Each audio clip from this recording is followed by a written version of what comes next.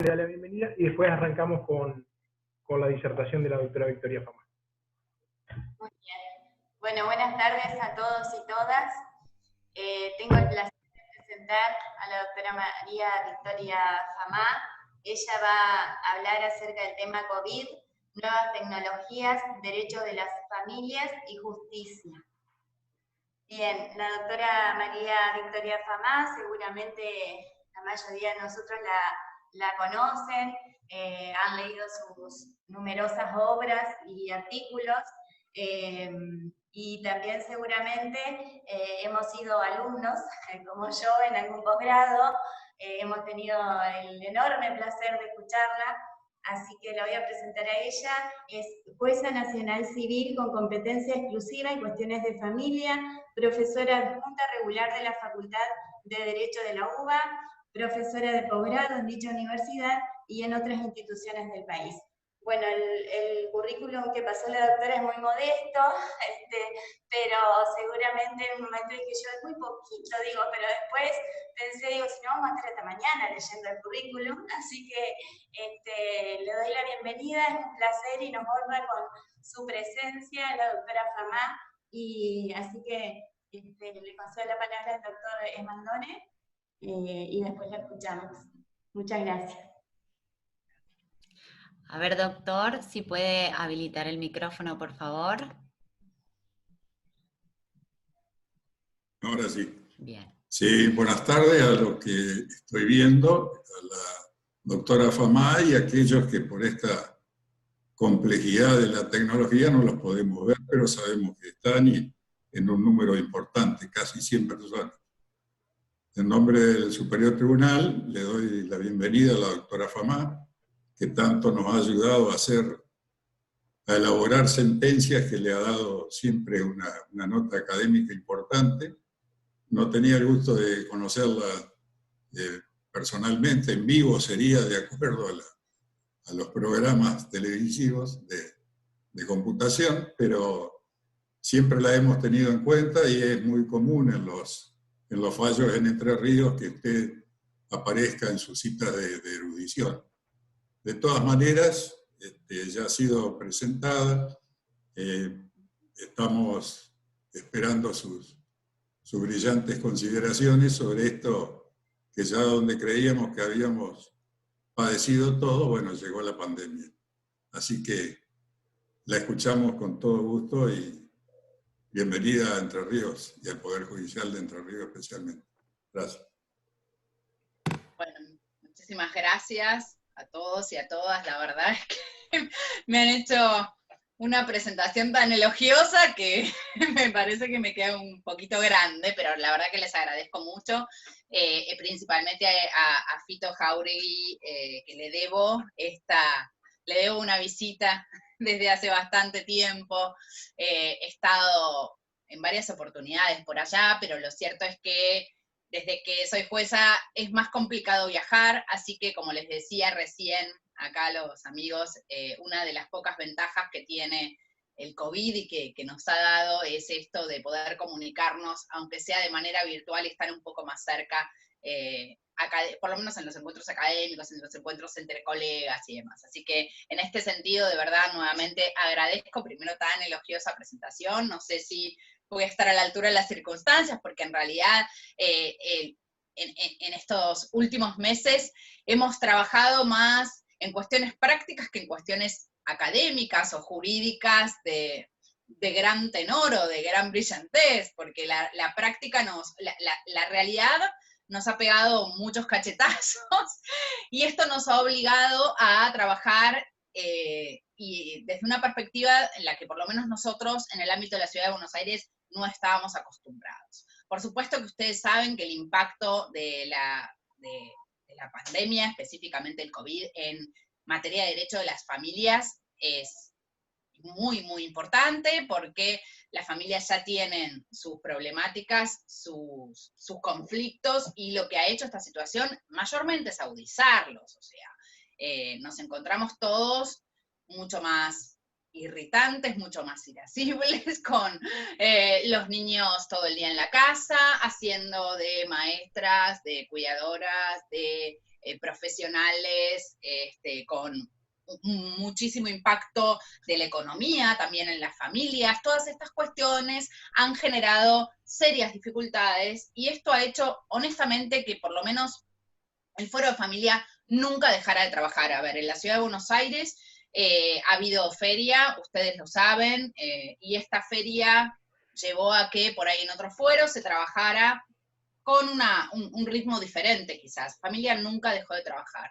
Siempre tuvo una intensidad del trabajo, la misma intensidad habitual, quizás con algunas excepciones, porque los problemas de familia no esperan, no pueden esperar a que podamos circular todos libremente, más allá de algunas cuestiones que quiero relatar. Entonces, en un punto me parecía importante destacar esta relación que se ha empezado a tejer entre la situación de pandemia, de aislamiento, ahora pasamos del aspo al dispo, bueno, vamos pasando situaciones, pero no logramos todavía una solución integral del problema, que no lo vamos a tener seguramente hasta que no haya una vacunación, diría yo, a nivel mundial, con lo cual nos vamos adaptando poco a poco a, les decía, esta relación que se empieza a generar entre el COVID, entre el derecho de las familias, entre el funcionamiento de la justicia y la tecnología. ¿Qué es lo bueno y qué es lo malo que hemos aprendido de esta situación y qué es lo que podemos sacar de fruto y de provecho para adelante, para poder mejorar nuestras prácticas? Nosotros, si comparamos con lo que me estaba contando recién Soledad, cómo trabajan ustedes y con su nueva ley procesal, además que la conozco, es una ley avanzada. Nosotros estamos en el siglo XIX, honestamente, y se los digo. Piensen ustedes que la Ciudad de Buenos Aires no tiene fuero de familia. Yo soy jueza civil con competencia exclusiva en cuestiones de familia, pero sigo siendo jueza civil, y entonces, por ende, tampoco tiene un código procesal de familia la Ciudad de Buenos Aires, es decir, los que son juzgados nacionales, que tienen competencia en la Ciudad de Buenos Aires, no tenemos reglas procesales específicas para trabajar temáticas tan diferentes, tan puntuales y tan complejas como los procesos de familia. Nos regimos por las reglas generales, entonces esto, por ejemplo, genera que un juicio de filiación de repente dure 2 o 3 años, porque es un juicio ordinario, cuando ustedes tienen un avance tan importante en el valor que le dan la prueba genética, incluso en la compulsividad, digamos, en temas que tienen que ver con avances tecnológicos desde un lugar científico y que se ven reflejados en la normativa procesal. Bueno, nosotros no tenemos nada de eso, lo que tenemos sí es bastante creatividad, como todos los jueces y juezas de familia, los jueces y juezas en general, pero los de familia tenemos que ser especialmente creativos y tratar de ver cómo podemos, repito, modernizar nuestras prácticas en función a las distintas circunstancias que se nos presentan. Yo le quiero primero comenzar a plantear algunas cuestiones que a nosotros nos han generado preocupación en los primeros tiempos. Una de las grandes preocupaciones, yo particularmente que he tenido, ha sido la disminución enorme de denuncias de violencia de género y de maltrato infantil, sobre todo, porque claro, el aislamiento generaba esta situación de dificultad de las mujeres para trasladarse, y entonces una importante disminución de las denuncias. Les digo, las denuncias de violencia de género en el ámbito intrafamiliar disminuyeron. Los primeros meses se realizaron 1/3 de las denuncias habituales. Piensen que la Ciudad de Buenos Aires es muy grande y que además abarca a personas que viven en el conurbano bonaerense y demás, entonces en un principio disminuyeron. Ahora no, ahora veo el chat que dice nosotros vamos a aumentar, nosotros ahora vino obviamente la contracara, que fue el incremento notable en estos últimos, les diría, 2 meses. Pero en un comienzo estábamos muy preocupados por estas dificultades que se advertían de los propios problemas de movilizarse en el marco de una ciudad tan grande, generaron una disminución de violencia. También esto lo observamos en el caso de situaciones de maltrato infantil, no porque no existieran, por favor, sino porque ustedes saben que quienes mayormente detectan las situaciones de maltrato infantil son precisamente las escuelas y los efectores de salud. Es decir, no habiendo escuelas, no habiendo o no habiendo disminuido notablemente las consultas en los centros de salud. Las estadísticas indican que en la Ciudad de Buenos Aires disminuyó un 40% las consultas a los pediatras. para controles regulares de los niños y niñas, y un 22% disminuyó la vacunación de niñas y niños. Es decir, este impacto que ha tenido en el control regular o habitual de la salud, la falta de concurrencia, repito, a centros de salud y mucho más a instancias educativas, ha generado una mucho menor denuncia, y eso también lo hemos advertido, sobre todo en los primeros meses, en lo que tenía que ver con falta de inicio de lo que nosotros llamamos controles de legalidad, que son los niños y niñas que ingresan a hogares convivenciales por situaciones de riesgo o vulneración de sus derechos. A ver, no es que no había, pero habían disminuido notablemente en comparación con el año anterior. Entonces, todas estas cuestiones a nosotros nos generaron una enorme preocupación en un comienzo. Nosotros tenemos, ustedes saben, al igual que ustedes, un doble sistema administrativo judicial en lo que tiene que ver con el tratamiento de situaciones de niños y niñas privados de cuidados parentales. Las medidas excepcionales las toma la autoridad administrativa, como ustedes saben, por la 26061, y nosotros hacemos el control de legalidad. La autoridad administrativa en el ámbito de la Ciudad de Buenos Aires son las defensorías zonales, y las defensorías zonales durante la pandemia han trabajado de manera muy escasa, que esto también es una de las razones por las que entendemos que han disminuido este tipo de denuncias. No trabajaron en territorio, y esto ustedes saben que es un problema, porque nosotros tenemos que acercarnos a la gente no viene hacia nosotros frente a este tipo de problemáticas, y mucho menos en este contexto. Entonces, una de las cuestiones que hemos visto que en su momento notablemente tuvo como un freno, un impasse, pero no positivo, no por razones que tienen que ver con haber superado este tipo de situaciones, sino al contrario, con la no denuncia, fue en este tipo de cuestiones. ¿Qué hemos hecho o qué se ha hecho en el ámbito de la Ciudad de Buenos Aires para garantizar la protección de las mujeres víctimas de violencia de género? Esto en un comienzo también fue un gran debate, porque las mujeres que tenían medidas que vencían inmediatamente, o que habían vencido medidas de protección, ¿no?, que habían vencido de manera muy reciente, tenían dificultades para acercarse al fuero, para pedir la prórroga, para consultar a un abogado. Y entonces una de las cuestiones, las primeras, que a sugerencia de todos los jueces y juezas de familia hizo la Cámara Civil, el Tribunal de Superintendencia, fue adoptar una medida genérica de prórroga automática de las medidas de protección a las víctimas de violencia, que lo fue haciendo por el plazo de 60 días. Es decir, todas aquellas medidas que vencían o estaban por vencer, o que habían vencido muy poco tiempo antes de la situación del ASPO, fueron prorrogadas automáticamente, siguen siendo prorrogadas porque hubo más de una resolución de la Cámara Civil, y la última tiene vigencia hasta el 1 de diciembre, que yo entiendo que será nuevamente prorrogada hasta después de la feria, porque si no sería absurdo, para proteger a estas mujeres que tienen dificultades en trasladarse en una ciudad tan grande para formular la denuncia, para consultar a un abogado, para volver para pedir la prórroga de este tipo de medidas. ¿Cómo funciona esto en la práctica? Y bueno, para esto la tecnología ha tenido muchísima utilidad. Nosotros, hoy actualmente la denuncia por violencia familiar, ustedes saben, nosotros contamos con la Oficina de Violencia Doméstica, que está abierta a las 24 horas del día, con turnos rotativos, fines de semana, etc. Las mujeres van y hacen la denuncia. Ahí sí la denuncia es presencial, la denuncia que se hace en la Oficina de Violencia Doméstica con todos los recaudos es presencial, pero el legajo, para nosotros todo nuevo, nosotros empezamos a incorporar ahora el legajo, el expediente digital, que para nosotros no existía. El legajo viene digitalmente, esto hace que la mujer no tenga que venir al juzgado y esperar las medidas, y todas las comunicaciones que nosotros tenemos con la policía, o que tenemos con la organización que distribuye los botones antipánicos, son los botones, el aparato este que tienen las mujeres a fin de poder, digamos, utilizarlo cuando se acerca el agresor, o cuando tienen miedo de riesgo de acercamiento. Todas estas medidas se pueden diligenciar de manera por correo electrónico y con mucha efectividad. La verdad es que nosotros teníamos miedo, la policía ha creado como una central para que todas las comunicaciones pudieran dirigirse a esta central que se llama mesitas, policía, bueno, y esta especie de mesa de entradas de la policía recepciona todas las denuncias y las distribuye a las comisarías que correspondan según la zona. Esto ha sido un sistema que ha sido bastante ágil. Bueno, claro, esta parte de la denuncia, que es la que tiene que ver con la adopción de medidas de protección, con la prórroga de oficio. La prórroga de oficio significa, y esto lo aclaro, que cualquier mujer que va a una comisaría a decir que le sacaron una medida hace 8 meses, la policía sabe que esta medida está vigente.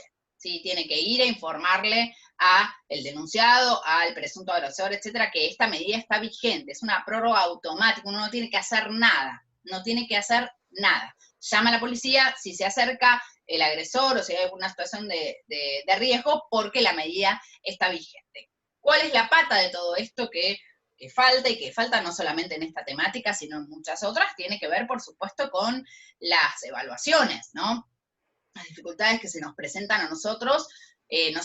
Nosotros no tenemos cuerpo interdisciplinario en el juzgado, eso también lo sabes, somos una de las pocas jurisdicciones, no sé si no somos la única que no tiene equipo interdisciplinario, de manera que las evaluaciones se hacen en equipos externos que no están funcionando de manera presencial.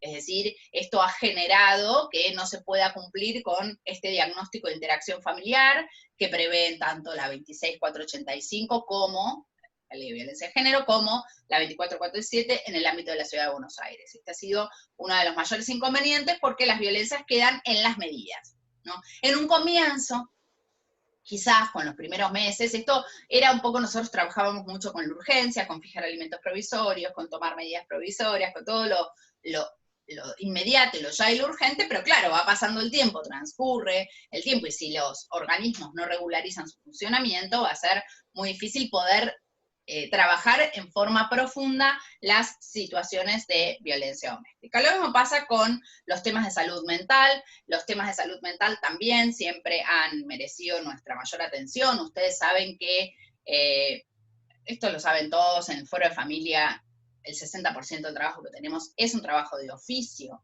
La oficiosidad a la que refiere el Código Civil y Comercial en el artículo 709, y la oficiosidad a la que refiere también en alguna medida el Código Procesal Civil y Comercial, para nosotros es algo de todos los días. Salud mental es uno de los temas que se mueve claramente de oficio. Las revisiones de las situaciones o de las sentencias de capacidad que hay que hacer cada 3 años estuvieron un poco paradas durante el tiempo que no pudimos ir a tribunales, porque claro, nosotros revisamos los casilleros. Esta es nuestra manera de trabajar, era revisar los casilleros, ¿no? Entonces, cuando no se podían revisar los casilleros, eso estuvo un poco parado. Sí, por supuesto, lo que tiene que ver con los nuevos procesos, con las internaciones, siempre hubo respuesta para todo ese tipo de problemáticas a través de medios virtuales sin ninguna dificultad. Quizás mi mayor dificultad en lo que tiene que ver con salud mental y cómo trabajar en este periodo estas cuestiones es el aislamiento, porque nosotros estamos tomando audiencias por Zoom, por medios virtuales distintos. El Poder Judicial no nos proporciona un medio particular, o sea que cada uno decide cómo quiere tomar la audiencia, por qué medio. Yo suelo utilizar el Zoom.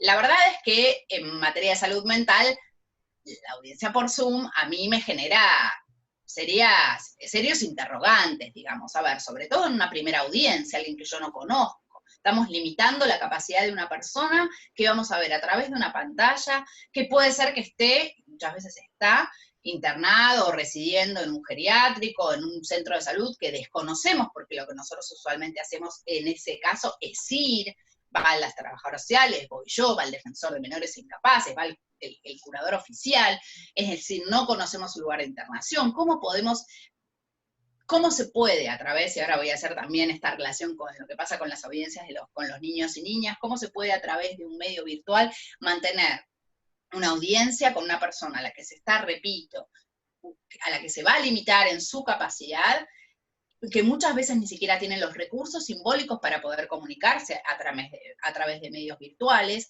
que muchas veces está coaccionada por su familia por distintas razones, que hay discusiones que tienen que ver incluso con cuestiones económicas, y que está en una pantalla frente a, sabemos quién está atrás, ¿no? Quién está atrás, quién está al lado. A veces sabemos y a veces no. Entonces, esta dificultad de poder hablar a solas con la persona, en materia de salud mental, a mí me parece algo muy grave. Yo creo que hay cuestiones que la tecnología no resuelve. Y esto que nosotros estamos haciendo en este momento, de alguna manera puede reemplazarse por medios tecnológicos, pero una audiencia en materia de familia difícilmente sea lo mismo una audiencia presencial que una audiencia por medios virtuales, más cuando estamos frente a situaciones de personas vulnerables que no sabemos si tienen la plena autonomía y libertad para poder mantener una entrevista, una conversación con nosotros sin ser coaccionados. Entonces, esto es uno de los mayores desafíos que creo nos propone la situación de pandemia, y creo que tiene que empezar a revertirse, porque en nuestro caso, digamos, hemos tomado audiencias de este tenor a mi criterio con serias dudas. O sea, yo no quiero parar nunca un expediente, ¿no? Nunca quiere uno frenar un expediente, pero yo termina esto y la verdad que no me quedo tranquilo y voy a ir a ver a la persona, porque me parece que, unos de hecho ya tenemos anotados cuáles son los nuevos, porque me parece que es un riesgo. Y además les digo cómo está haciendo las evaluaciones el cuerpo médico forense. Nosotros no tenemos equipo interdisciplinario, entonces el cuerpo médico forense es el que realiza las evaluaciones interdisciplinarias, ponele, digamos, como dirían los chicos, los adolescentes, ponele, en materia de salud mental. Digo ponele porque mayormente el centro médico tiene un criterio médico y sigue teniendo un criterio médico, y no tanto un criterio, o no está muy pegado al modelo social de la discapacidad.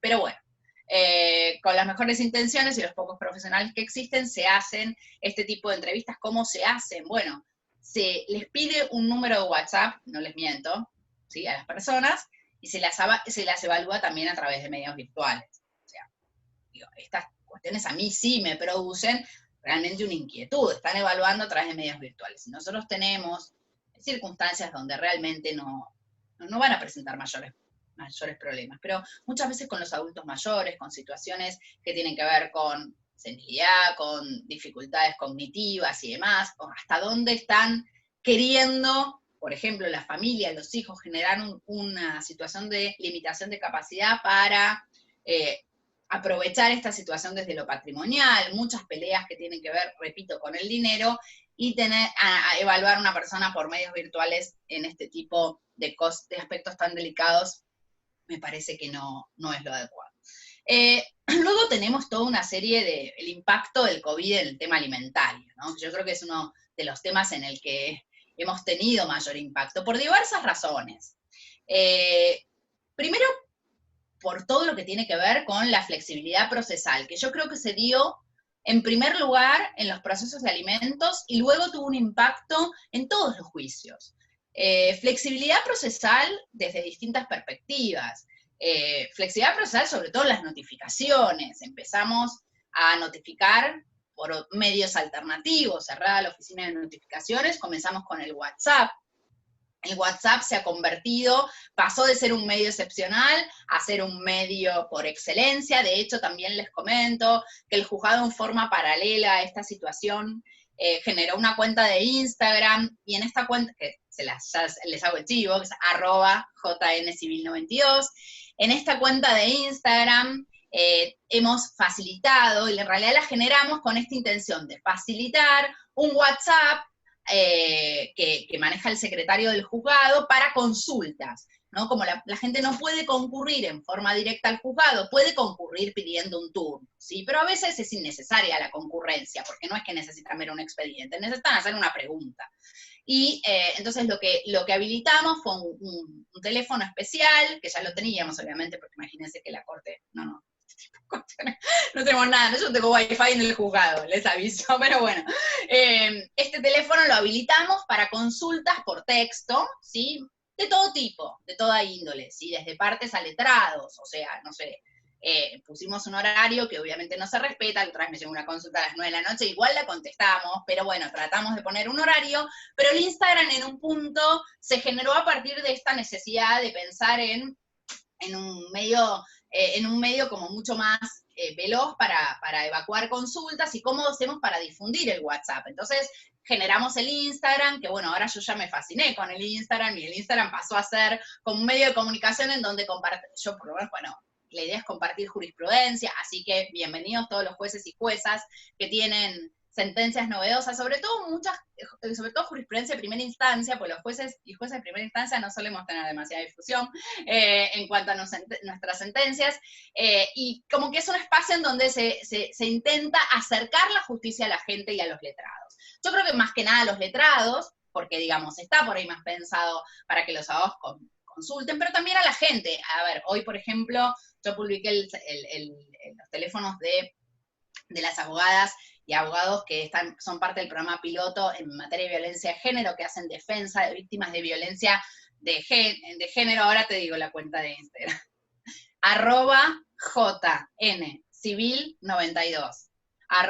Como todo, J de juzgado, N de nacional, civil de civil, 92 es el número de juzgado. Y bueno, hoy publicamos, por ejemplo, esto, y había personas que contestaban qué pasaba en la provincia de Buenos Aires, si había un servicio gratuito para víctimas de violencia de género en la provincia de Buenos Aires, si yo le podía facilitar información. Bueno, nada, yo me pongo a buscar y facilito, porque en realidad, si bien desconozco cómo funcionan los servicios jurídicos en la provincia de Buenos Aires, lo cierto es que me parece un mecanismo claro de poder, repito, acercar esto que hacemos todos los días a la gente, pero no como un autobombo, sino como realmente facilitar información, que ha sido, por lo menos ha tenido una buena recepción. Lo del WhatsApp fue también una movida que tuvo primero otro juzgado del Fuero, y que me copié, así que le digo a mi amigo, el doctor Diego Cori, de Juzgado 76, tuvieron el WhatsApp, y le pregunté cómo le funcionaba, me dijo que bien, y la verdad que me pareció una excelente idea, y las consultas de muchos letrados se hacen a través de ese medio, también de muchas partes, y después con el tiempo habilitamos otro WhatsApp para el servicio social del juzgado. Nosotros no tenemos equipo técnico, pero sí no tenemos equipo interdisciplinario, pero sí tenemos 2 trabajadoras sociales que también tienen su WhatsApp a los fines de que se puedan comunicar con ellas. A ver, esto a ustedes les parecerá, bueno, ¿por qué nos llaman al juzgado? Lo que pasa en el juzgado, hubo meses donde no había nadie, y ahora sí estamos yendo pero no podemos ir todos, podemos ir 5 como máximo, incluidas las autoridades, entonces no siempre estamos disponibles para consultas, porque de repente mi teléfono a veces está sonando y yo estoy en una audiencia y no tengo una secretaria que lo pueda atender, entonces todo esto ha generado la habilitación de 2 teléfonos de consulta por WhatsApp que se utilizan mucho, y luego el tema del Instagram, que también ha sido bueno para nosotros. Y bueno, me estaba refiriendo a algo que me parece, al tema de la notificación por WhatsApp, y me derivé en el WhatsApp que tenemos, pero igual me parece interesante contarlo como experiencia. Y ¿cómo hacemos las notificaciones por WhatsApp nosotros? Bueno, nosotros las hacemos a través del secretario, es decir, nosotros no le ordenamos a los letrados que hagan las notificaciones, como hacen otros juzgados, porque queremos tener como una certeza, queremos tener una constancia fehaciente de que esta notificación está bien hecha y que fue recibida. Queremos evitar futuras nulidades, ¿no? Hay algunos juzgados que manejan la notificación por WhatsApp como si fuera bajo responsabilidad de la parte actora. A mí me parece peligroso. O sea, nosotros tenemos que pensar, ¿cómo hacemos? Y yo creo que es el gran desafío. Utilizar todos los medios que la tecnología nos proporciona, pero seguir garantizando el derecho de defensa en juicio, y seguir garantizando procesos que luego no sean anulables. Porque si no, estamos en una situación en la que si de repente yo sigo para adelante y después la cámara me lo tira para atrás porque la notificación no fue fehaciente, ¿de qué sirvió todo? Entonces tenemos que lograr este equilibrio tan difícil entre utilizar estos medios que nos proporciona la tecnología, que la verdad los abogados y abogadas y los jueces hemos estado tanto tiempo resistiendo a esto. Cuando tenemos la posibilidad de acceder, ¿por qué no? Y bueno, entonces la notificación la hace el secretario que hace, llama a la persona, le pide nombre, identificación, DNI. Bueno, por supuesto, imagínense que en todo esto nos pasa de todo. Supongamos que atiende la persona que se la tiene que notificar, da su nombre y su DNI, que pasa todo esto que no siempre ocurre, y entonces lo que hacemos es mandarle el PDF adjunto en la notificación, diciéndole qué es lo que se ha decidido. Por ejemplo, le fijamos alimentos por 10.000 pesos, las tiene que pagar, bla, bla, bla, bla. Consulte un abogado. Ahí también les remitimos listas de servicios jurídicos gratuitos, eventualmente para el caso de ser necesario, y lo damos por notificado, como el secretario, labra un acta, esta acta hace una captura de pantalla, la adjunta al expediente y lo damos por notificado. También nos pasan otras cosas que primero muchas veces no nos atienden, muchas veces no nos quieren dar el DNI, muchas veces no nos quieren dar el nombre, pero bueno, una vez que se verifica, mayormente nos dan el nombre, se verifica el teléfono, muchas veces nos bloquean. Y muchas veces lo vuelven loco al secretario llamándolo, y es el secretario que tiene que terminar bloqueando. O sea, todo esto es el universo de situaciones que pueden ocurrir. Pero bueno, nosotros entendemos que el tilde azul está notificado, y este es el mecanismo de notificación por WhatsApp que hemos utilizado. Hasta ahora no hemos tenido pedidos de nulidad con esto. Hemos tenido nulidad con otras cuestiones, pedidos de nulidad con otras cuestiones. Por ejemplo, una de las herramientas que utilizamos, y que a mí me parece en definitiva hasta incluso más fehaciente que el WhatsApp, es la posibilidad de notificar a la persona en el domicilio constituido en otro expediente, aunque no se trate de un incidente, ¿no? Esto nosotros en los incidentes lo hacemos en forma automática, pero supongamos que tiene tiene un alimentos en trámite y después inicia el divorcio, ¿no? Entonces, hacemos esto. Ahí sí han venido abogados y abogadas pidiendo nulidad, la hemos desestimado con confirmación de la Cámara, considerando que en el tiempo excepcional que estamos viviendo tenemos que utilizar todos los mecanismos necesarios para hacer más eficiente el servicio de justicia, para garantizar el avance de los procesos, y uno de estos mecanismos es la flexibilización procesal. Y si la persona tiene un domicilio constituido en otro expediente y este abogado sigue siendo su abogado, pues no, estoy hablando de un domicilio constituido hace 3 años, sino algo en paralelo, hemos habilitado ese tipo de notificaciones. Repito, la Cámara ha confirmado esta decisión. Y después tenemos el tema de la carta documento, que también ha sido muy utilizada. Claro, no en todos los casos, porque la carta documento tiene un alto costo. Entonces, garantizar acceso a justicia es proveer métodos alternativos, porque no todo el mundo puede costear una carta documento. Pero sí, por ejemplo, para las demandas o las peticiones unilaterales de divorcio, las peticiones unilaterales de compensación económica. En general, el WhatsApp lo hemos usado mayormente para los alimentos, mayormente. Y hemos usado también para las denuncias por violencia familiar, porque nos ha pasado, en general las notificaciones de denuncias por violencia familiar las hace la policía, pero nos ha pasado que no teníamos dirección, no teníamos contacto más que un teléfono, y hemos hecho la notificación en ese caso por teléfono. ¿Sí? Pero mayormente está pensada para estas situaciones de urgencia, emergencia, una cuota alimentaria, alimentos provisorios. Lo hemos utilizado para retenciones directas con un empleador. ¿Sí? Hemos ido hasta ahí también, incluso ese tipo de cuestiones, pero para una demanda, no, cédulas no se hacen. Ahora sí se empezaron a hacer, pero solamente con habilitaciones algunas. Ustedes piensen que la Ciudad de Buenos Aires es un mundo, y el Poder Judicial es un mundo. Y además ha habido muchas cuestiones también sindicales, del tema de las restricciones para trabajar, entonces cédulas lamentablemente no, entonces estamos con este tipo de... A ver, igual aunque hubiera cédulas, a mí lo del WhatsApp me parece una incorporación interesante. Yo creo que es algo, para mí, en mi opinión, que creo que llegó para quedarse, porque es tan inmediato y tan fácil detectar una persona. Está bien que ahora se están avivando un poco los alimentantes poniéndote en el teléfono, pero es fácil. Miren, hasta les puedo contar una anécdota graciosa, de 2 minutos en este marco. Un señor llorando pobreza, la foto del WhatsApp está él en un barco, tomando, digo, hasta eso, ¿no? Los medios tecnológicos nos han servido para determinar para determinar la situación patrimonial del alimentante. ¿Cuántas veces se utilizan los medios tecnológicos, el Facebook, las redes sociales, Instagram, ahora hasta la foto de WhatsApp, para determinar en estos indicios y presunciones, donde uno tiene que determinar un caudal económico de estos alimentantes que siempre están en rojo y que siempre lloran pobreza y que siempre están en negro, ¿no? Ha sido muchas veces algo que nos ha servido. Bueno, y como les decía, la carta documento también hace un mecanismo de notificación que hemos utilizado mucho, y también hemos tratado de ver cómo hacemos para superar las dificultades que puede presentar una carta documento. Ustedes imagínense que en una carta documento no se puede acompañar la prueba documental, por ejemplo.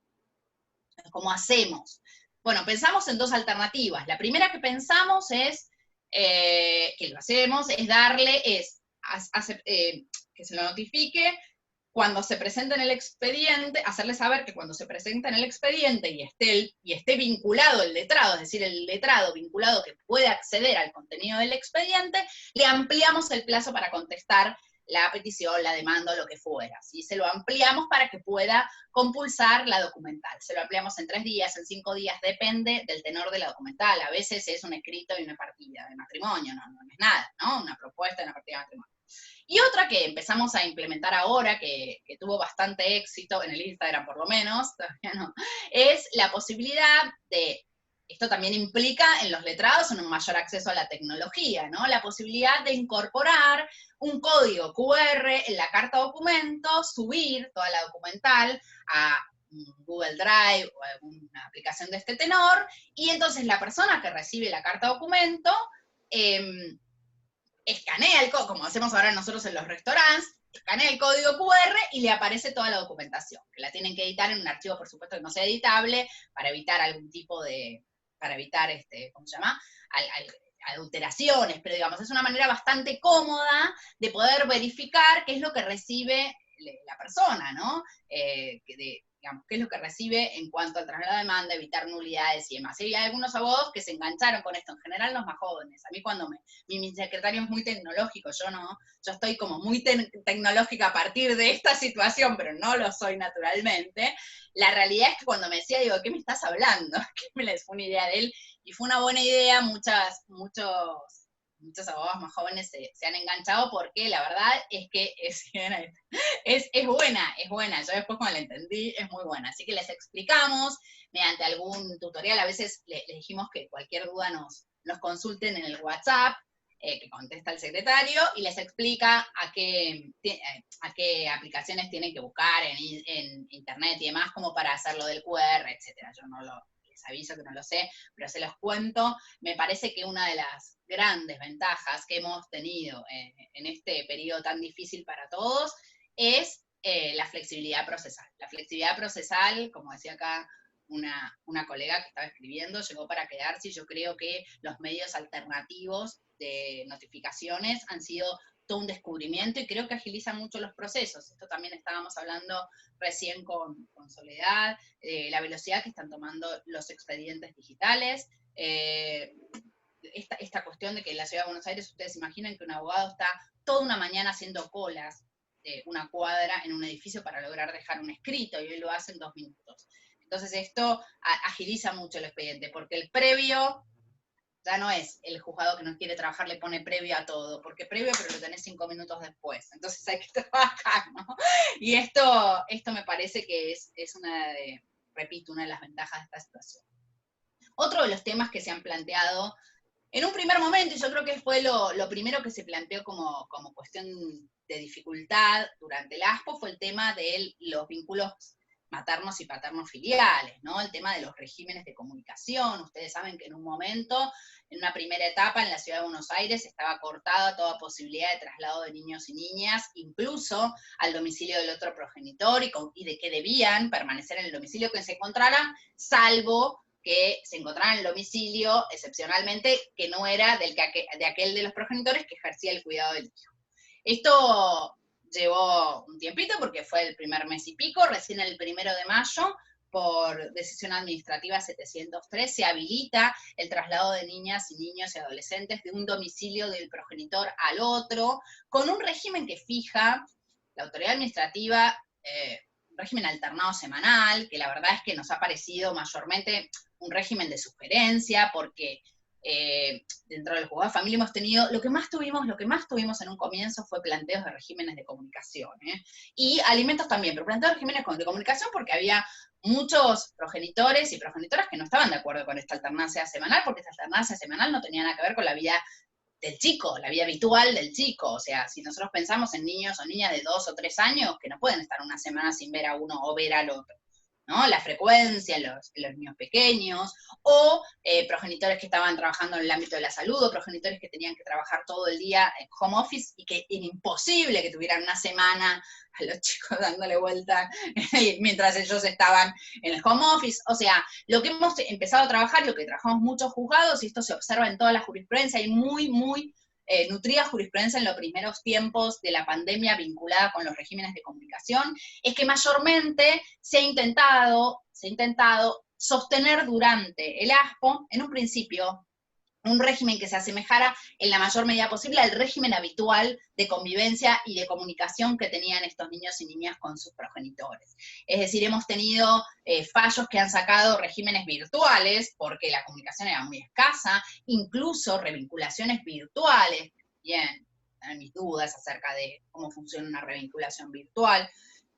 Regímenes que han obligado, hay un fallo muy interesante del juzgado 4, que desde la perspectiva de género obligó a un progenitor a hacerse cargo de sus hijos, porque decían, no, que los tenga la mamá, yo no puedo, yo tengo que trabajar. Entonces, desde esta perspectiva de género, obligó al progenitor a asumir el cuidado de sus hijos, de manera de poder aliviar la carga que para la mujer significaba este cuidado.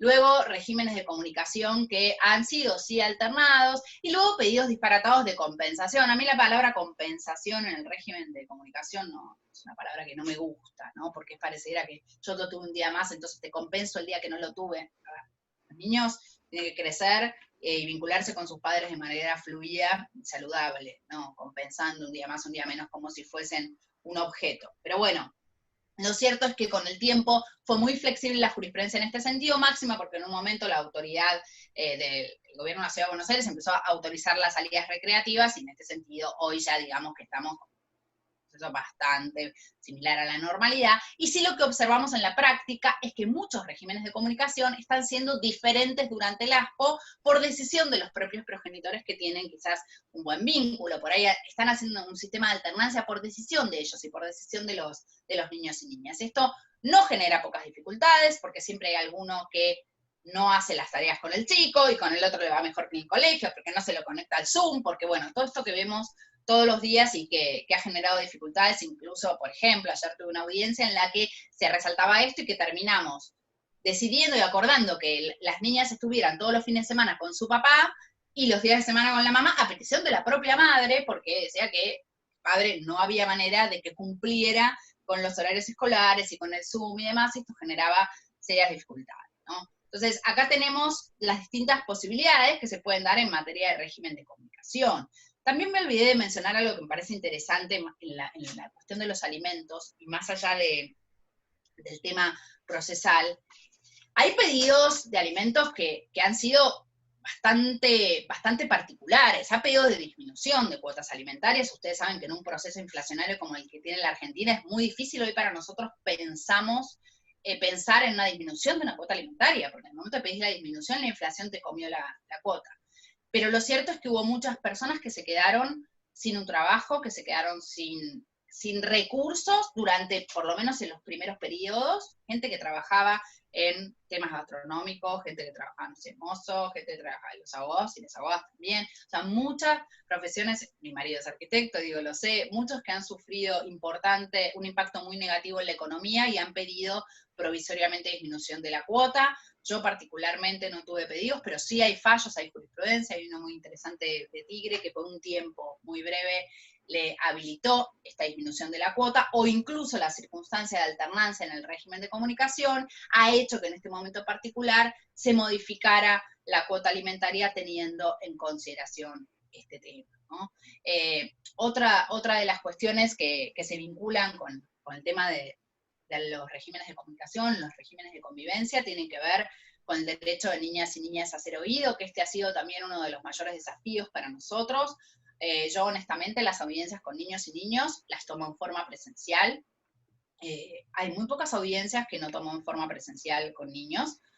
Creo que con un niño no se puede hablar, a mi criterio mayormente. Es muy difícil hablar con un niño o una niña por un medio virtual, por distintas razones. Primero, porque muchas veces nos enfrentamos con chicos muy chiquitos, que, repito, no tienen los recursos simbólicos necesarios para poder sostener una conversación por Zoom. O sea, a veces a mí me cuesta sostenerla con mi sobrino. Digo, más imagínense que están viendo por primera vez un juez o una jueza a la que no conocen, a un defensor de menores al que no conocen, y tienen que expresar las cuestiones más íntimas vinculadas con mayores dolores, sufrimientos, cuestiones que fueran, o conflictos familiares, a una pantalla.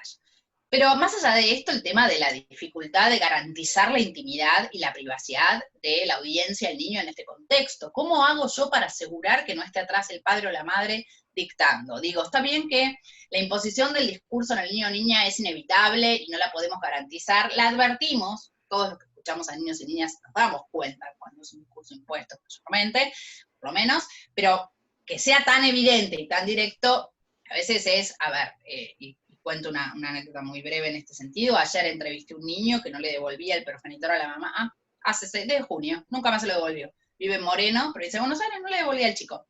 Entonces, lo notificamos, porque no se notificaba, lo notificamos por WhatsApp, que viniera una audiencia con un apercibimiento, como la primera audiencia no vino, de una multa, 100.000 pesos, una barbaridad, más para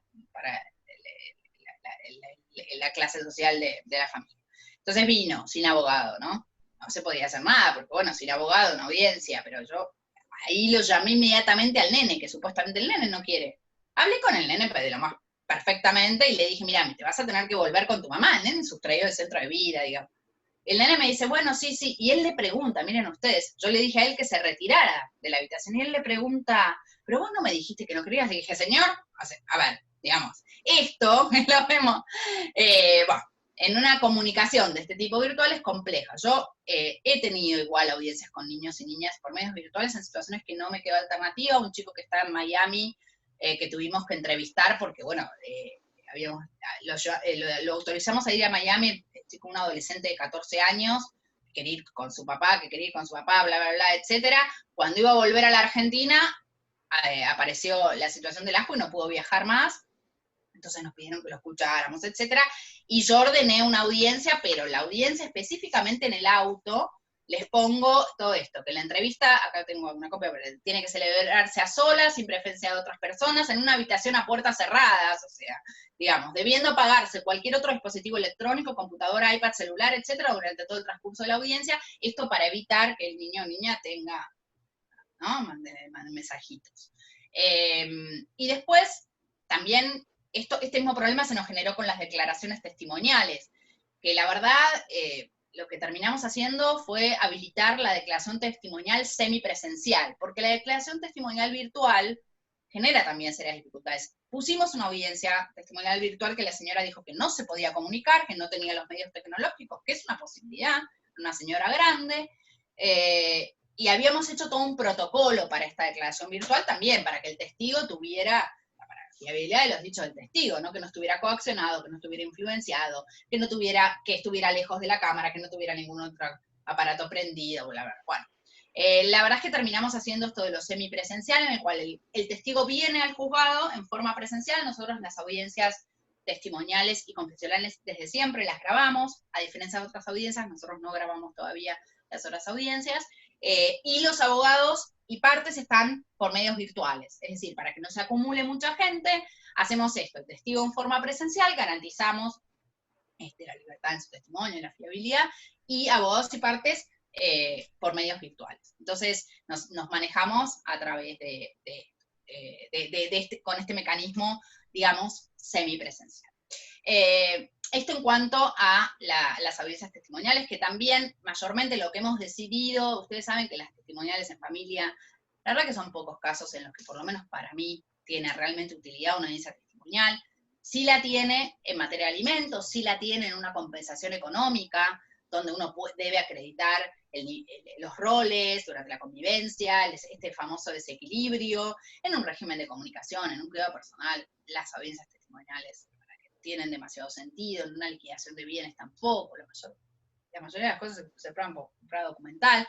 Entonces, tratamos de limitar. Yo creo que hay que tratar de pensar, nosotros estamos obligados, ustedes tienen leyes nuevas, pero nosotros estamos obligados a pensar un proceso especial para familia, y pensar un proceso especial para familia implica dejar sin efecto la prueba confesional, no sirve para nada, implica limitar realmente la testimonial a los juicios donde esta prueba es indispensable, porque me parece que es una manera de agilizar los procesos. Nosotros tenemos el deber de agilizar los procesos, de garantizar el acceso a justicia. Acceso a justicia es respuesta al juez y jueza en un tiempo judicial oportuno, ¿sí? Sentencias efectivas, sentencias que se concretan y que sean rápidas.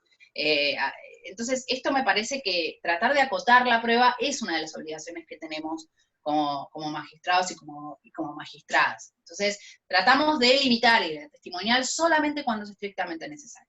Si a mí me están pidiendo, ofreciendo una prueba testimonial en el juicio de alimentos, yo tengo un recibo de sueldo, y donde no me dicen que tiene más de lo que ese recibo de sueldo, ¿para qué voy a tomar uno de ese testigo? Para que me digan qué, si yo tengo un recibo de sueldo, si son los únicos ingresos del señor. Entonces me parece que en este punto tenemos que nosotros tratar de agilizar los procesos y no de probar toda la prueba cuando sabemos que mucha prueba es inconducente. Y después tenemos toda esta cuestión vinculada ya con un último tema que no quiero dejar de desarrollar porque también ha generado bastante preocupación, que es todo el tema de las adopciones y de las vinculaciones, ¿no? Nosotros seguimos, creo que yo fui acá en Capital la primera que dispuse una vinculación presencial en pleno ASPO, en pleno ASPO. Estamos con dificultades desde distintas perspectivas. Primero con dificultades con los hogares, porque los hogares los hogares donde están los niños y niñas, están absolutamente cerrados. Esto ha generado distintas cuestiones. Primero, yo no puedo ir a ver a los chicos. Entonces, todos los chicos y todos los niños y niñas que están en hogares los tengo que entrevistar en forma virtual. Las entrevistas en forma virtual no me garantizan ningún tipo de intimidad y confidencialidad, porque si los padres se meten, los operadores de los hogares, les aseguro que se meten más.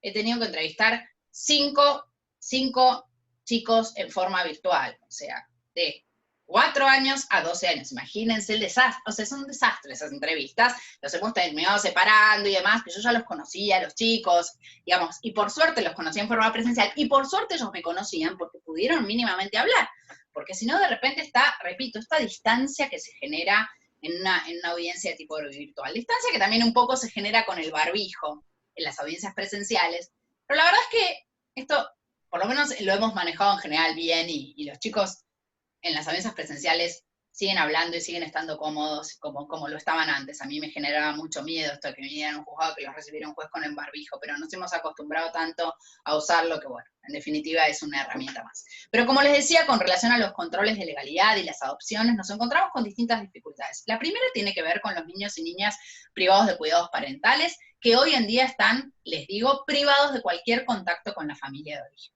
De cualquier contacto. Las vinculaciones que se hacían han sido suspendidas. Ustedes saben que hay distintas decisiones a nivel regional, hay una recomendación del Comité de los Derechos del Niño del 8 de abril, y hay una resolución de la Corte Interamericana de Derechos Humanos también de abril de este año, en donde se establece y se recomienda que este no contacto, esta suspensión del contacto entre la familia de origen, la familia y los niños y niñas privados de cuidados parentales sea por el menor tiempo posible, y en la necesidad y obligación de los Estados partes de garantizar el contacto, al menos a través de los medios virtuales. Lo cierto es que el contacto presencial es absolutamente irreemplazable en este sentido, y lo que hemos observado es que lamentablemente todos los posibles egresos con familia de origen, pero que había que trabajarlos, desde distintas perspectivas, que había que trabajarlos porque las personas estaban haciendo un tratamiento, porque había que hacer una evaluación, porque había que hacer una revinculación terapéutica, todo esto ha dejado de funcionar o está funcionando en su mínima expresión. De manera que los egresos de niños y niñas con familia de origen en este periodo han sido casi inexistentes. Sí se ha avanzado en otras cuestiones como en las adopciones, porque en definitiva eran expedientes que estaban encaminados a una estrategia diferente, y como yo les decía, las opciones no solamente se siguieron dictando sentencias en este sentido, sino que además hemos autorizado vinculaciones. Yo en pleno ASPO, como les decía, creo que fui la primera que autorizó una vinculación presencial en un caso donde había ordenado una vinculación el 15 de marzo, no, el 15 de marzo no, después, porque fue el 21, acá ya no me acuerdo, cuando se le ordenó la vinculación de un niño de 1 año, ¿sí? Un nene de 1 año. ¿Cómo se llama? Y empezaron como el hogar no habilitaba estar en una familia, una familia de tránsito, una familia de acogimiento, no habilitaba la relación presencial, empezaron a vincularse virtualmente con un chico de 1 año. O sea, a ver, era absurdo, no tenía ningún sentido. Bueno, esto pasaban los días y se solicitó autorización porque el RUAGA, que es el Registro Único de Adoptantes, no la quiso otorgar en forma directa. Se me solicitó autorización para la vinculación presencial y yo ordeno la vinculación presencial, que además en un caso de un chico tan pequeño sabemos que no son tantos encuentros y en definitiva fue bastante rápido. Después con el tiempo empezaron a elaborar, como esto se empezó a complejizar, como los hogares no permitían el acceso de ninguna persona extraña al hogar. Nosotros tuvimos muchos casos de COVID en hogares, sobre todo en el hogar Ceres, que es el hogar donde están los niños y niñas y adolescentes con problemáticas más complejas, con discapacidad y demás. La verdad, el hogar igual es un lujo porque los cuidan muchísimo, por suerte sin ninguna desgracia, pero sí hemos tenido muchos casos, entonces los hogares estaban como muy reactivos frente a la posibilidad de que se presentara cualquier persona, lo cual en un punto es entendible, pero esto, habiendo transcurrido ya 7, 8 meses, genera la vulneración del derecho de niñas y adolescentes a vivir en una familia. Entonces el RUAGA, el Registro Único de Adoptantes, estableció un protocolo con determinadas, digamos, instrucciones, órdenes, posiciones genéricas, que obviamente contemplando la necesidad de que las vinculaciones para guardas preadoptivas se adaptaran a las circunstancias de cada caso, se adaptaran a la situación de salud de los y las adoptantes, los obligan a los y las adoptantes a hacer un periodo de 14 días de cuarentena, de no tener ningún contacto para empezar a vincular, pero sí se habilita mantener, por lo menos que tiene que haber un encuentro presencial con el propio registro, que va a ser la evaluación o la entrevista previa a que ya el juez resolvió y eligió, ¿no?, la persona o pareja que fuera a vincularse con estos niños o niñas, y con relación a las vinculaciones se habilita como un sistema mixto que contenga, por un lado, vinculaciones de tipo virtual, y por otro lado también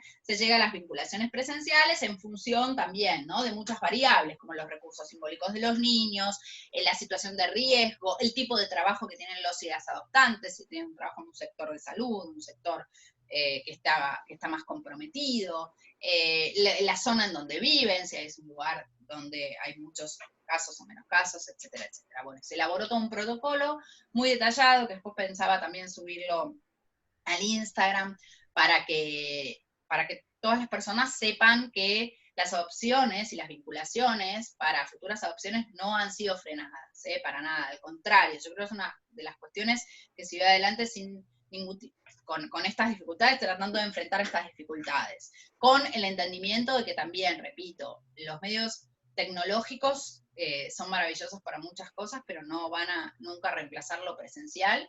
Y, ay, hola Claudia, qué lindo que estés, Claudia Salomón, que no van a nunca reemplazar lo presencial, y que en este tipo de cuestiones generar un vínculo con un niño que sea solo virtual es imposible, ¿no? Entonces, teniendo en consideración estas circunstancias, es que el RUAGA elabora este protocolo. No así, no hay protocolo elaborado para el vínculo con la familia de origen, y esto sí me parece algo quizás más preocupante. Con relación al resto de los expedientes, nosotros solemos tener, además en trámite, además de las cuestiones de capacidad, violencia familiar, controles de legalidad y todas las temáticas de familia, tenemos algunas temáticas que se vinculan más con aspectos de tipo patrimonial, como la compensación económica, como la liquidación de bienes. Esos son los expedientes que han tenido quizás un menor movimiento, pero sí hubo en su momento bastantes planteos de compensación económica vinculados con el inicio de las actuaciones para que no corra el plazo de caducidad de 6 meses que establece la norma, ¿no? Un plazo que sabemos que además es muy acotado, ¿no? Entonces, más que nada, los planteos han sido en ese sentido. Hoy ya tenemos el trabajo hace ya varios meses, desde agosto, regular, y hemos avanzado y dictado sentencias como lo hacíamos antes, con la mayor dificultad de leer un expediente procesal. Es decir, yo creo que, digo esto un poco para cerrar, tenemos una jurisprudencia muy interesante que está dando y visualizando esta relación muy interactiva que existe entre el COVID, la tecnología y el derecho de las familias, el acceso a justicia. Creo que estamos obligados todos y todas en cualquier fuero, pero más en el foro de familia, porque el foro de familia es el fuero de los más vulnerables, de los problemas que podemos tener todos y todas. Y creo que estamos obligados a revisar nuestras prácticas, a acercar la justicia a la gente. La tecnología nos permite acercar a la justicia a la gente, a que la gente, esté informado de qué hacemos en la justicia, pero no con una propaganda barata de que tomamos una audiencia, no, sí, más vale, ¿no? Todos tomamos audiencias, digamos, sino de verdad qué es lo que se hace y cómo se trabaja, y cómo hacemos un esfuerzo porque creo que casi todos nosotros lo hacemos, para realmente brindar el mejor servicio de justicia que podemos con los escasos recursos, por lo menos que nosotros tenemos, en lo que tiene que ver con la interdisciplina que es tan fundamental en el foro de familia. Creo que lo que ha visibilizado el COVID son, nos ha dejado mucho, todavía lo tenemos, bueno, ojalá se fuera tan, pero bueno, nos ha dejado mucho en términos de estos aprendizajes, de flexibilizar los procedimientos, de reforzar la oficiosidad, de reforzar el control en aquellos casos en donde no se mueven porque la gente no puede viajar y no se puede trasladar, entonces no plantea el problema y nosotros tenemos que acercarnos a la gente, aunque no más no fuera en forma virtual, y también nos ha visibilizado las carencias que tenemos, ¿no? Más allá de las carencias tecnológicas, las dificultades que nosotros tenemos en el sistema Lexien, no les digo, se cuelga y toda esa cosa. Pero además de eso, las dificultades que tenemos en orden al incumplimiento que en la Ciudad de Buenos Aires hay de los procesos interdisciplinarios en materia de familia. Que en este contexto nos hubiesen permitido avanzar mucho más con casos que están detenidos, como le digo, suspendidos, porque los distintos efectores de salud están ocupándose de otro tema, que es hoy más urgente, entonces no van a darle un turno a un señor, a un papá que quiere ver a sus hijos en un hospital, que le van a dar, si le dan usualmente 6 meses, ahora le van a dar en 1 año. Entonces, esto creo que visibiliza estas dificultades que todavía tenemos en cuanto a recursos y a políticas y la necesidad de tener un sistema interdisciplinario en todo sentido. Pero también, como les decía, las ventajas de las tecnologías y de poder acercarnos todas y sobre todo que la gente esté más cerca de la justicia y pueda comprender cómo trabajamos. Por eso también un poco el Instagram, ¿no? Porque hay mucha gente que incluso no tiene computadora, pero mayormente tienen teléfono, mayormente, no todos, ¿sí? Pero mayormente teléfono tienen, e Instagram tiene un montón de personas. Entonces, la posibilidad de que a través del Instagram se pusiera en conocimiento este teléfono, este WhatsApp y demás, y que se pudieran hacer consultas por este medio, para nosotros ha sido importante. Bueno, creo que no me olvido de nada de lo que les quería decir, pero me parece que algo me olvidó, pero bueno, por ahí me acuerdo cuando me hagan las preguntas. Les agradezco a todos y a todas muchísimo la invitación y la presentación, y ya estoy dispuesta a responder a las preguntas que me están haciendo. ¿Cómo se interviene? Además, no todos los juzgados del interior cuentan, ahí no llegué a ver qué me estaban preguntando. Sí. Doctora, sí. Yo anoté 2 preguntas. Sí. Se las leo, si te parece. ¿Cree necesario regresar a las prácticas y procedimientos anteriores a todo esto que se ha generado a partir de la pandemia? Yo creo que lo que sí tiene que regresar indefectiblemente son las audiencias personales, presenciales. O sea, yo realmente encuentro severas dificultades en tomar audiencias por medios virtuales. No solamente con los niños o niñas o las personas más vulnerables en temas de salud mental, sino también en cualquier caso. Que sea, a ver, digo, nosotros nos manejamos de alguna manera, yo con el Zoom los meto en sala de espera, hablo con uno, hablo con otro, pero realmente no es lo mismo, porque hay mucho del trabajo en una audiencia de familia que tiene que ver con lo teatral, que tiene que ver con lo histriónico, que tiene que ver con el trabajo con la gente desde otro lugar, que lo virtual no se puede dar de la misma manera. Yo por eso te preguntaba a vos, ¿cómo hacen para grabar las audiencias de conciliación? Porque uno trabaja como desde un lugar tan poco jurídico en eso, ¿no? Entonces es distinto, pero me parece que eso tiene que volver. Y yo creo que lo demás lo tenemos que aprovechar. Las comunicaciones virtuales las tenemos que aprovechar, las comunicaciones, perdón, a través de medios tecnológicos, WhatsApp, mail, Twitter, lo que sea. Eso me parece que llegó para quedarse. La cámara, esto les quería comentar, eso era lo que me había olvidado. Con respecto a las cartas documento, hubo mucha resistencia en un principio de la Cámara, con la demanda no se puede notificar por carta documento en nuestro código, la demanda no se puede notificar por carta documento, es lo único que no se puede notificar. Entonces, la Cámara tiene fallos diciendo, no, la demanda no, ni siquiera en la situación excepcional de asco. Pero también tenemos otro fallo de la Cámara que ha dicho que sí, en este contexto, si no está funcionando la oficina de notificaciones, tenemos que facilitar el seguimiento del expediente, que el expediente avance, ¿no? Entonces se ven las dos miradas. Se ve todavía en la Cámara Civil una mirada tradicional, que sigue con este esquema de pensar el proceso como hace 200 años, y se ve una mirada quizás más amplia y más flexible en las normas procesales. Y yo creo que el derecho de familia en esto es distinto, ¿sí? O sea, yo puedo cuestionar en una demanda patrimonial, no sé, una rescisión del contrato, pero alimentos provisorios, un régimen de comunicación del hijo, ¿sí? Hasta un divorcio. Una de las cuestionamientos, ¿por qué un divorcio es urgente? Y porque la gente se quiere divorciar, o sea, punto, se quiere divorciar, qué hacer con su vida, es importante para muchos. O sea, ¿por qué no? Ese es un tema, es un tema, me parece importante, pero bueno.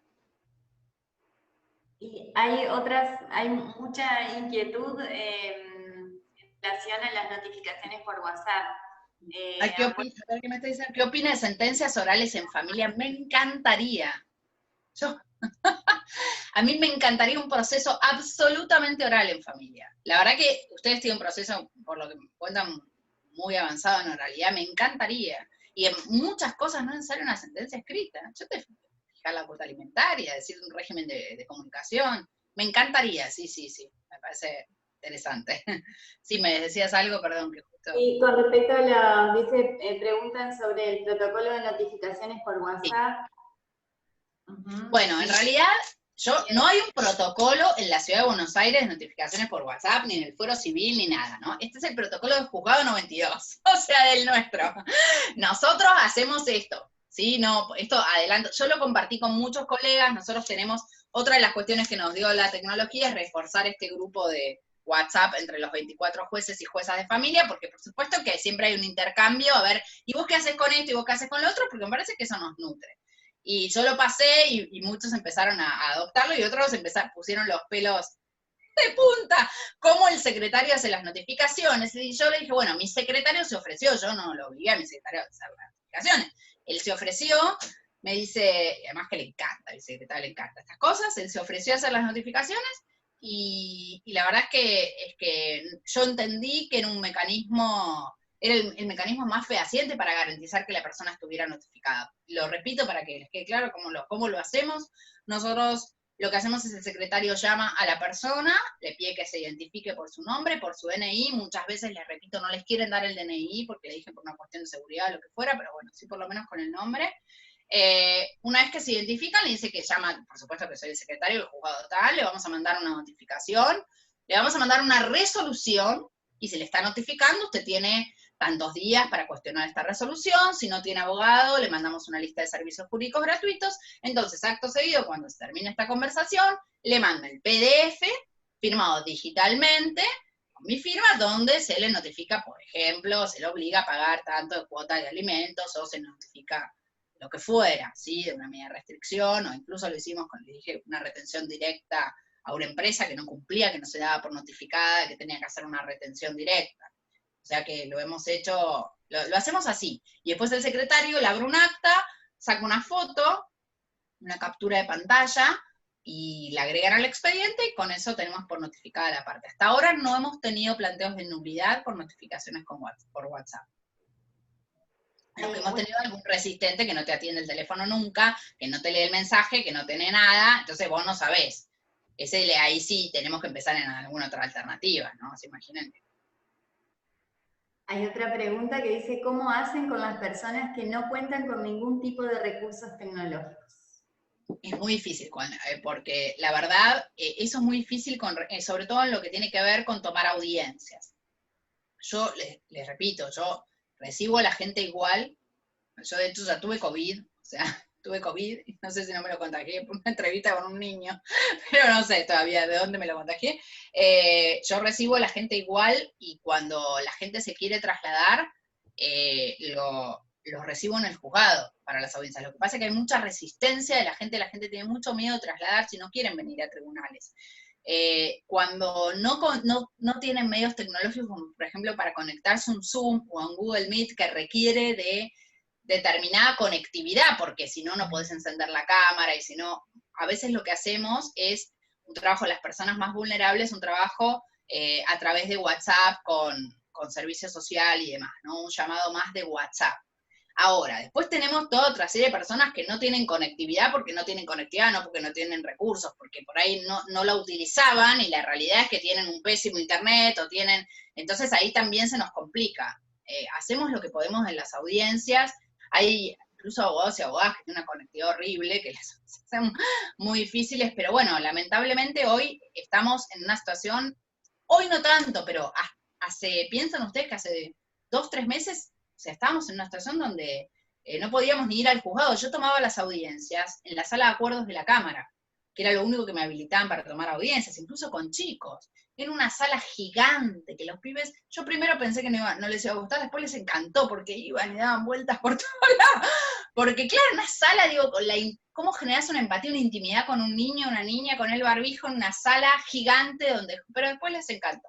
Les decía que era, porque como tienen micrófonos cada camarista, yo les decía que era como un estudio de televisión. Mirá, entra, y no sé qué, y ahí entraban, y no sé, las cosas que hacemos cuando no hay recursos, va. Gracias. La buena energía, me pongo onda. Bueno, no sé si hay alguna otra pregunta. Yo había anotado esas que estoy registrando. Lo mismo si alguien quiere por ahí acotar alguna cosa, Virginia lo puede habilitar, ¿no? Si alguien quiere participar, alguna Y lo de que es reflexión. una tarea artesanal también lo comparto. Esto me encantó, es la frase, es una tarea artesanal la que hacemos los jueces y juezas, yo creo en la Argentina en general, porque pareciera que nosotros, a veces piensan que nosotros en la ciudad de Buenos Aires estamos mejor en este sentido, y la verdad es que no lo estamos, al contrario. Yo les digo, ustedes, por ejemplo, Entre Ríos es un caso muy particular de cómo me parece a mí que se le ha puesto por ahí por una situación muy, muy concreta, que ustedes lo saben, después de Fornelón me parece que se le puso mucha pila a tratar de mejorar muchas cosas en la justicia. Y ustedes tienen hoy me parece que un mejor servicio que nosotros. El código, la ley es excelente, tienen cuerpo interdisciplinario, seguramente tienen mucha menor cantidad de causas. Nosotros tenemos entre 4.500 y 5.000 expedientes en trámite por cada juzgado. Entonces eso imagínense que para nosotros implica, llegado al oficio social, la revisión de el 60%, yo creo que se tramita de oficio, la revisión de cantidad de causas por año enormes. Por supuesto que faltan cámaras especializadas. ¿En Entre Ríos tampoco tienen cámaras especializadas? Nosotros tampoco tenemos cámaras especializadas, es una gran deuda porque, muchas gracias, porque la verdad es que la cámara interviene desde una perspectiva muy jurídica, sin mirada interdisciplinaria, y la gran mayoría de las veces no entrevista a las partes, no tiene audiencias, no trabajan de una manera diferente, entonces sí, para nosotros también es una deuda pendiente la cámara especializada. Muchas gracias. ¿Alguna otra duda, pregunta? ¿Algo que quieran consultar? Yo quería compartir más que nada que nosotros en las audiencias muchas veces participa el equipo técnico interdisciplinario. Por supuesto.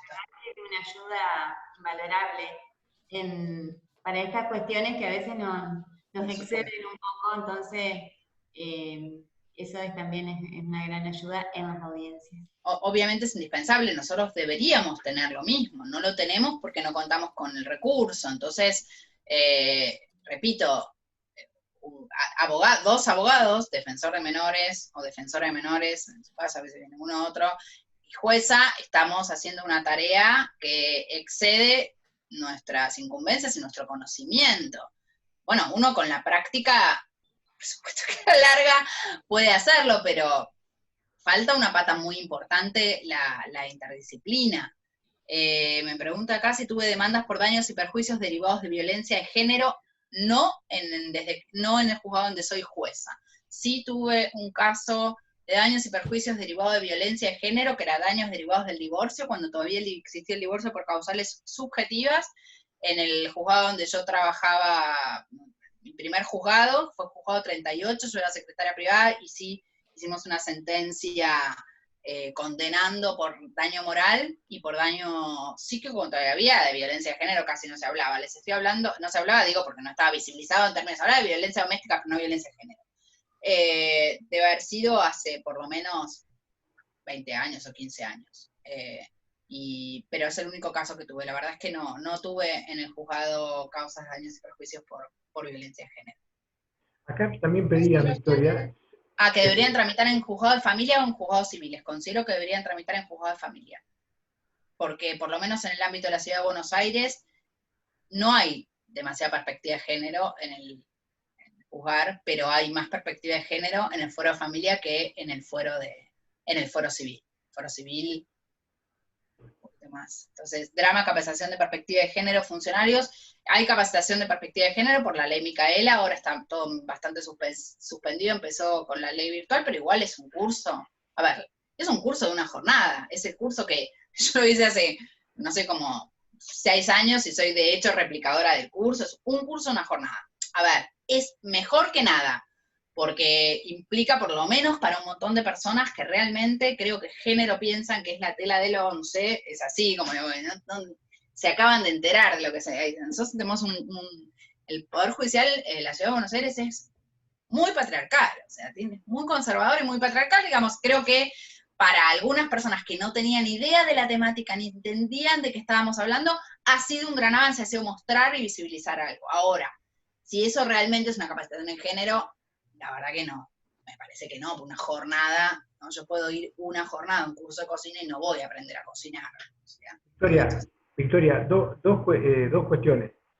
Están pidiendo si podés compartir el protocolo de notificación por WhatsApp, si lo podés compartir, sí. Si lo tenés ahí a mano, lo podés poner como archivo adjunto y lo lo tengo, a ver si lo tengo, si no se lo paso por WhatsApp pero lo tengo acá guardado. Perfecto. Si lo tengo guardado en la compu, que lo que pasa es que yo tengo a veces un desastre, pero si no lo busco en algún expediente y lo pasás. Sí. Y te lo paso, obvio. Segundo tema, creo que al escucharte, ¿no? Tomamos conciencia de todo lo que se avanzó en Entre Ríos, en el foro de familia. Creo que es importante recalcarlo y alegra escucharte a vos decir, reconocer todo lo que se avanzó en Entre Ríos. Y tercero, te quería decir que está conectada Gabriela, que es la presidenta de la asociación nuestra, así que te quiere saludar Gabriela. Gaby, si estás por ahí. Ahí está Gabriela. Falta que le habiliten el micrófono. Ahí está. Bueno, la verdad que agradecerles muchísimo. La actividad ha sido impresionante. No he podido estar más que estos minutitos porque la he tenido bastante complicada la semana. Te agradezco un montón, Fito, esta organización extraordinaria, y a todos los que han participado de esta actividad. Vos sabés, Fito, que el día que inauguraban, yo pensé que me iba a desocupar a las 5 de la tarde, había empezado a las 3:30 una de mesa ejecutiva de FAM, y se prorrogó hasta las 6 de la tarde, y así que te pido 1000 disculpas de no haberte acompañado como hubiera querido, y bueno, alcancé a escuchar algo del tema de la Cámara especializada, del Fuero de Familia. La verdad que desde el Poder Judicial pienso yo que tenemos que empezar a trabajar en los organismos que nos están haciendo falta para reforzar, en definitiva, donde se necesita realmente la respuesta jurisdiccional rápida y efectiva. Creo que las cuestiones de familia están teniendo una complejidad tremenda, hay mucho volumen. Yo sé que muchas de mis amigas camaristas civil y comercial, realmente lo que más les preocupa es el tema de familia. Creo que los otros temas los manejan más fácilmente, con menos problemática, y el tema de familia es lo que más los preocupa dentro de la actividad de las cámaras. Realmente vi por ahí un WhatsApp que decía, ahí una comunicación que decía Claudia Salomón, es una deuda que tenemos, y realmente creo que cada vez se hace más necesaria. Así que vamos a tratar de trabajar, Fito, en los organismos que hacen falta para el mejor funcionamiento del Poder Judicial, porque todos estamos interesados en que las respuestas lleguen prontas y que lleguen rápidas y que le den una respuesta, ¿no?, a todo el que está con un problema, sobre todo con los temas familiares que son tan angustiantes para las familias, digamos. Así que bueno, mil disculpas, Fito, que es tan informal mi introducción, pero no quería, la verdad que hacerte un cariño, aunque sea para todo este esfuerzo que has tenido, realmente ha sido maratónico, y el interés que ha despertado. Y bueno, de la disertante de hoy, también, muchísimas gracias, doctora, por su participación, y le debemos a todos los que han participado una linda reunión en el Sol Victoria cuando podamos hacerlo presente. Estamos debiendo un montón ya a esta altura. Sí, bueno, muchas gracias, Gaby. Bueno, estamos muy contentos, el grupo, todo el grupo que trabajamos en esto con el grupo de jueces y juezas, porque la verdad que cumplimos los horarios, no falló nadie, la conexión fue impecable, el trabajo de Virginia también, bueno, en todos los detalles también fue muy bueno. Tuvimos el acompañamiento de la Sala Civil y Comercial del Supremo Tribunal, el acompañamiento tuyo ahora, así que la verdad, bueno, la disertación de Vicky, que bueno, ya sabemos lo que es Vicky y lo que significa para el derecho de familia, que siempre es un honor y un gusto poder escucharla en todas las situaciones, así que esta también. Y Eleonora había preparado de su disertación unas conclusiones que yo le pediría si la podemos compartir, Soledad, acá en el chat, si la podemos compartir en el chat, a las conclusiones de Eleonora. Y yo diría, para no correr contra el reloj, que nos tomemos el fin de semana para redactar las conclusiones, para hacerlas circular, me parece a mí, ¿no?, más apropiado, para que la podamos debatir en el grupo de WhatsApp o por el medio por el correo electrónico, y tenerlas preparadas para la semana que viene. Eso es la idea que manejo para no andar contra el reloj, me parece, ¿no? No sé qué les parece a ustedes. ¿Sí? Sí, ¿les parece bien? ¿Les parece bien? Entonces nosotros discutiríamos, debatiríamos algunas conclusiones de la conferencia de Ricardo Pérez Manrique del miércoles. También, bueno, ayer este panel que tuvimos bastante interactivo con los equipos interdisciplinarios. Le contamos a Victoria que también se plantea ciertas complejidades en el trabajo interdisciplinario también, es decir, que ustedes no tienen, nosotros tenemos, pero también se plantean algunas dificultades, ¿sí? Bueno, también ese tema, estamos abiertos a las sugerencias, tanto de los equipos técnicos como de los jueces y demás funcionarios y funcionarias, defensores, etcétera, que hagan sus aportes para las conclusiones del panel de ayer, que tuvimos también bastante movido. Y yo diría, no sé, aprovecharla a Vicky, y si quieren hacerle alguna otra pregunta, no necesariamente de este contexto de COVID, sino de aprovechar la presencia de ella como jurista de nota para charlar de cualquier otro tema, para conversar de cualquier otro tema que tenga relación con el derecho de familia, porque creo que es una oportunidad única, o una oportunidad muy importante para poder tener este intercambio. Así que yo diría que seguimos si ustedes quieren, ¿no?, y tienen tiempo, seguimos con esta conversación. Dispuesta, no tengo ningún problema. Al contrario. Vieron que en este contexto a mí al principio me salvaban todas estas cosas, porque yo quería hablar. Necesitaba hablar con alguien que no fuera mi marido. Si no, había terminado un divorcio express yo. Entonces, es como que me hablaba, pero no paraba de hablar. Hablaba hasta con las plantas. Y eso que yo no soy tan sociable, pero igual.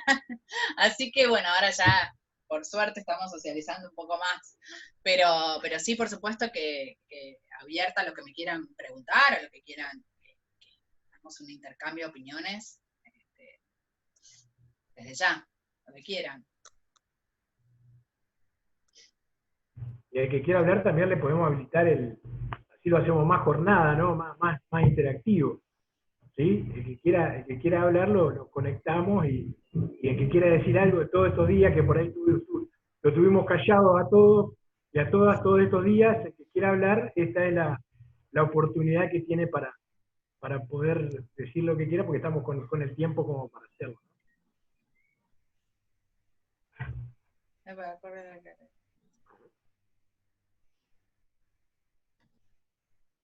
Bueno, pues ya aprovecho y le pregunto yo, ¿cómo están manejando el tema del abogado del niño o la niña?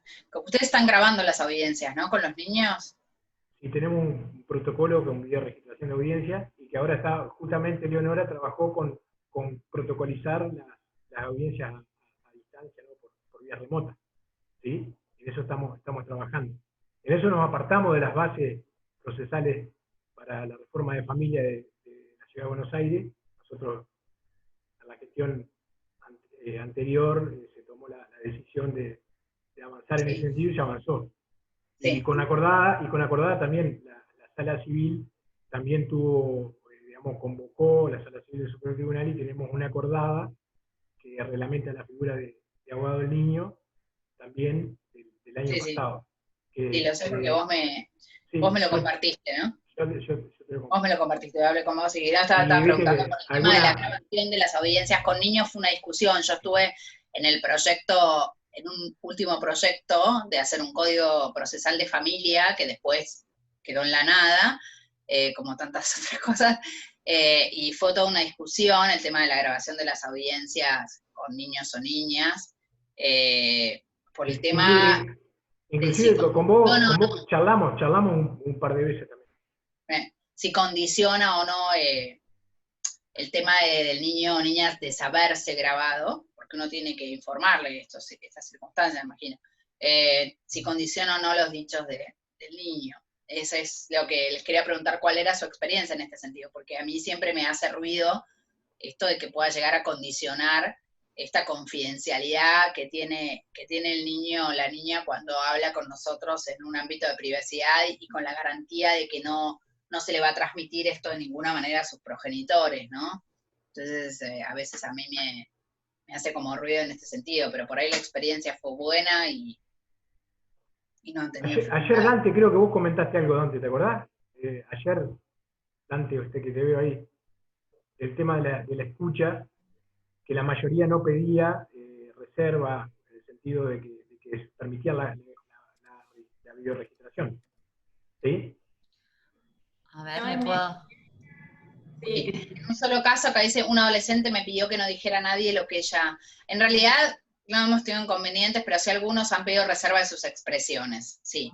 Nosotros, la verdad es que lo que le garantizamos al niño o a la niña en las audiencias, lo primero que le hacemos saber es que tiene garantizada la reserva de sus dichos, a menos que él quiera, o sea, como que la regla es la reserva para nosotros. Esto no hay un protocolo, por supuesto, en la Ciudad de Buenos Aires. Yo digo cómo trabajamos nosotros con el defensor, menores, que la regla es la reserva, a menos que él expresamente quiera que nosotros transmitamos algo a sus progenitores o que dejemos constancia de manera abierta en el acta para que lo puedan leer todos. Si no, lo reservamos.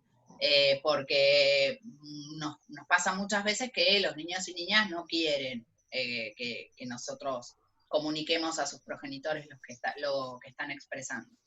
Nos ha pasado en más de una oportunidad, entonces lo reservamos. Pero bueno, debe haber experiencias diferentes. Acá me preguntaban si yo considero la revisión de la sentencia de restricción de capacidad cada 3 años.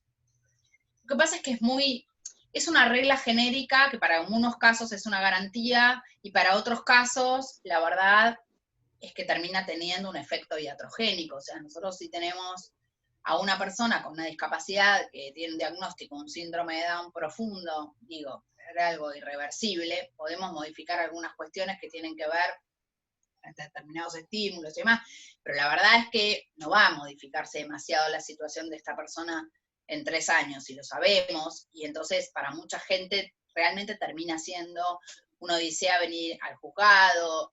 Hay gente que en materia de salud mental, hay personas que por su patología, por su cuestión de salud mental, no quieren, les provoca mucha angustia entrevistarse con otros. Esto también lo vemos en las entrevistas virtuales, por Zoom. Gente que no, hay personas que se angustian de conectarse por Zoom porque por la circunstancia particular de su afección no, les provoca determinada, no sé, angustia, rechazo, lo que fuera. Entonces, esto es un tema, la revisión constante es un tema.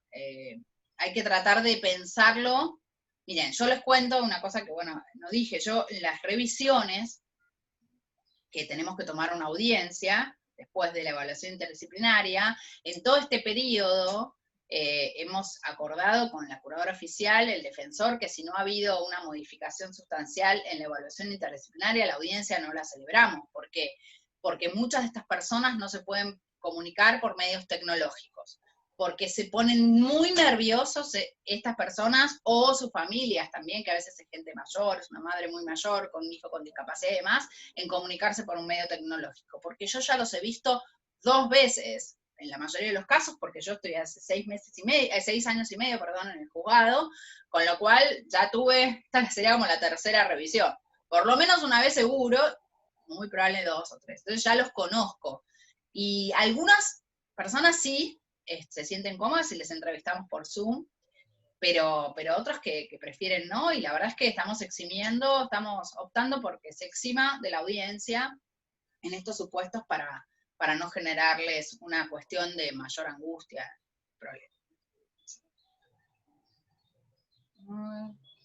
¿Cuál es para usted la característica principal del cuidado personal compartido indistinto, la residencia o el modo equitativo de distribuir tareas y decisiones?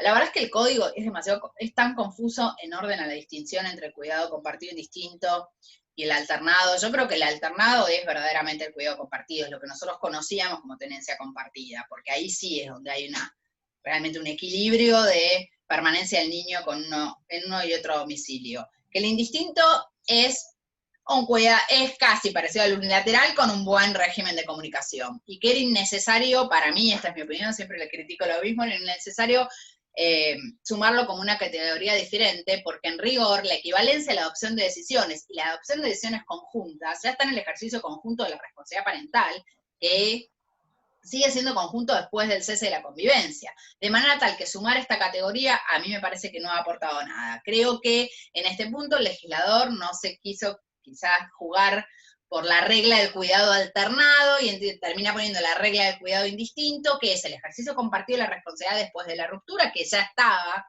digamos, no necesitaba una terminología especial, la convivencia principal con uno y un amplio régimen de comunicación con el otro, un régimen de comunicación donde realmente haya pernocte, donde pase mucho tiempo con el otro progenitor, pero para mí no es una solución de avanzada. Quizás puede ser de avanzada en términos de, por supuesto, de modificación de conceptos, y en términos más docentes, uno puede explicarle a la gente que como es compartido, las decisiones deben ser compartidas y nadie es el dueño del chico, ¿no? Básicamente en este sentido. Pero fíjate, Victoria, casi esta distinción que vos mencionás con el régimen de adecuada comunicación hace que el cuidado personal no exija la nota de la convivencia bajo el mismo techo, ¿sí? Fíjate que es un tema bastante muy sutil, pero que ahí puede estribar esa diferencia, ¿no? Sí. Pero termina siendo, digamos, a ver, yo creo que a mí me parece que no hubo una posibilidad de jugarse hacia la regla del cuidado alternado, entonces se quedó a mitad de camino con esta opción.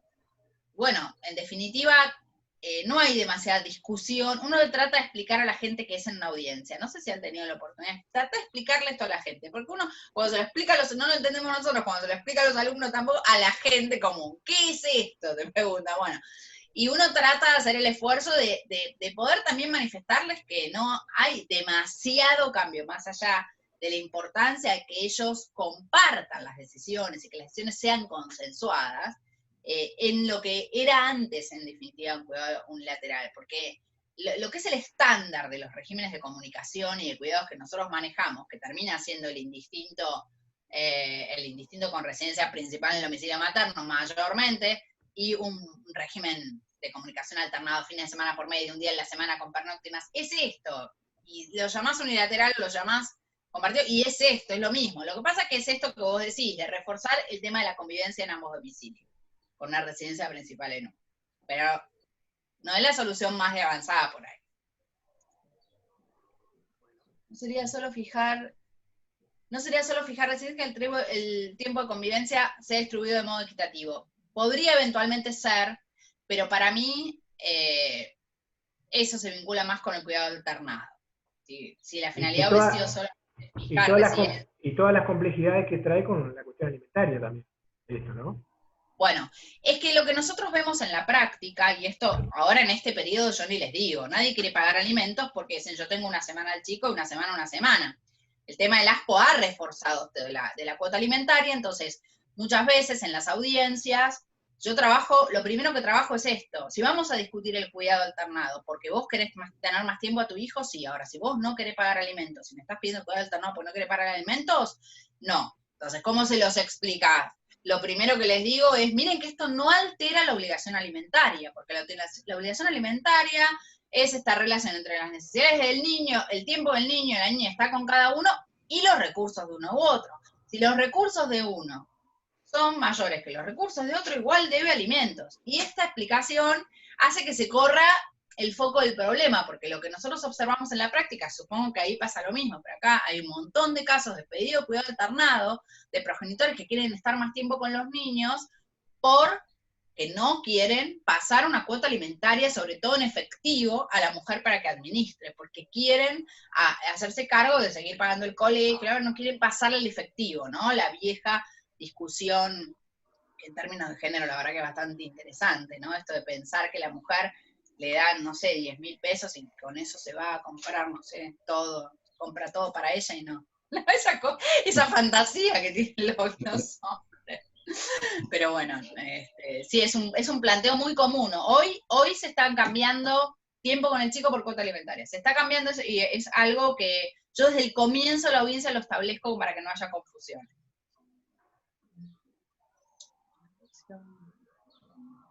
Mayor tiempo o el tiempo, comparto lo que opina de referencia de revisiones. Bueno, ¿alguna otra cuestión? Bueno, ¿alguna otro tema que quieran aprovechar a Victoria?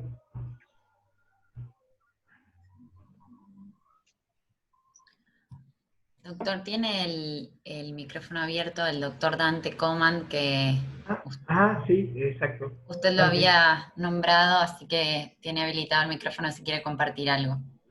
Sí, Dante.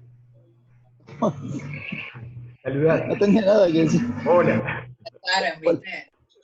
Hola. Bueno. No, porque estábamos charlando de la escucha y vos ayer contaste algo de la escucha de los chicos, ¿te acordás? Por eso era que ahí habíamos pedido. ¿Sí? Acá pregunta Natalia, hay una pregunta acá. ¿Cómo funcionan las actas de las audiencias video registradas? Lo que pasa es que nosotros lo único que video registramos son las audiencias testimoniales y confesionales. Entonces lo único que hacemos es dejar constancia de que se mantuvo la audiencia con el testigo fulano de tal o con la parte fulano de tal, y que consta grabada en el sistema y nada más. No se hace acta, o sea, después hay que escucharla para dictar sentencia. No hacemos acta, no transcribimos. Esto es lo que hace que la audiencia sea más ágil y más rápido. No transcribimos en el expediente. Más que una pregunta, una reflexión, ¿no? Esta pandemia y la necesidad de pronunciar este principio de tutela judicial efectiva y conectarlo con este principio de flexibilización de las formas, también, ¿no? Que están tan íntimamente vinculados. ¿No amerita la proyección de normas o proyectar normas de reforma que tengan especiales características, por ejemplo, para las notificaciones en materia de derecho de familia, que sean propias? Acá vos nombraste, por ejemplo, el WhatsApp, pero yo digo el correo electrónico, qué sé yo, cuestiones que hoy en día gran parte de las personas manejan. Entonces yo digo, si en aras de la celeridad, lograr materializar este principio de la tutela judicial efectiva, no es hora también de aprovechar esta pandemia para proyectar reformas procesales se incorporan a la materia específica de familia y que a lo mejor después, como ocurrió con otras reformas procesales, se trasladan a otras ramas también del derecho, como el derecho civil o el derecho laboral, etcétera, ¿no? Yo digo con el derecho civil como si la familia no sea el derecho civil. Creo que yo lo primero que pensé con toda esta cuestión y las diferencias de lo que es el trabajo ahora, sobre todo por el expediente digital también, y muchas cuestiones con las que nos hemos enfrentado por esta situación particular, ameritan, les diría que exigen una reforma procesal. O sea, nosotros tenemos y nos debemos una reforma procesal porque no tenemos ley procesal de familia, o sea, esa es una primera cuestión, pero además otra reforma procesal que tenga que ver con la optimización de recursos tecnológicos para agilizar el trámite del expediente, para facilitar el acceso al expediente, para garantizar tutela judicial efectiva, etcétera. Digamos, nosotros, por ejemplo, creo yo, y mi reforma va para como mucho más, ¿no? En un punto, optimizar todo lo que tiene que ver con los medios tecnológicos a los fines de las notificaciones. En el caso del Foro Familia, en el caso en general, yo creo que esto ya es más general, habría que nombrar 2 secretarios y darle muchas más potestades a los secretarios, porque hay algo que ocurre en el fuero, por la cantidad de casos que tenemos, que es un embudo, ¿no? ¿Viste? En un momento a mí me falta el plumero, como yo digo, porque es como que terminas haciendo todo. Entonces, esto de que el juez tenga que estar atrás de ordenar una notificación y demás, a mí me parece que con las tecnologías y que con lo que exige el sistema y con lo que demanda hoy, sería innecesario. Yo creo que el juez tiene que estar para otras cosas, y no para ordenar un oficio al banco, ¿sí? Entonces, creo que en esto me parece que la posibilidad de tener de mayor potestades en secretario del juzgado, que haya 2 en vez de 1, para estas cuestiones en las que no es importante que esté el juez. No importa. ¿Entendés? O sea, y nosotros reservar para poder estar en otro tipo de cuestiones que son mucho más importantes. Entonces, a mí me parece que esto nos exige, nos pone en evidencia, repito, las carencias que tenemos y nos exige una reforma procesal. Hoy no podemos pensar que estamos trabajando de una manera completamente diferente a la que empezamos a trabajar. Creo que casi todos hay gente muy joven, yo empecé con máquina de escribir, ¿sí? Y que empezamos a trabajar así, y que vamos a seguir trabajando con el mismo código con el que estábamos con la Remington. No tiene sentido pensarlo, o sea, parece absurdo.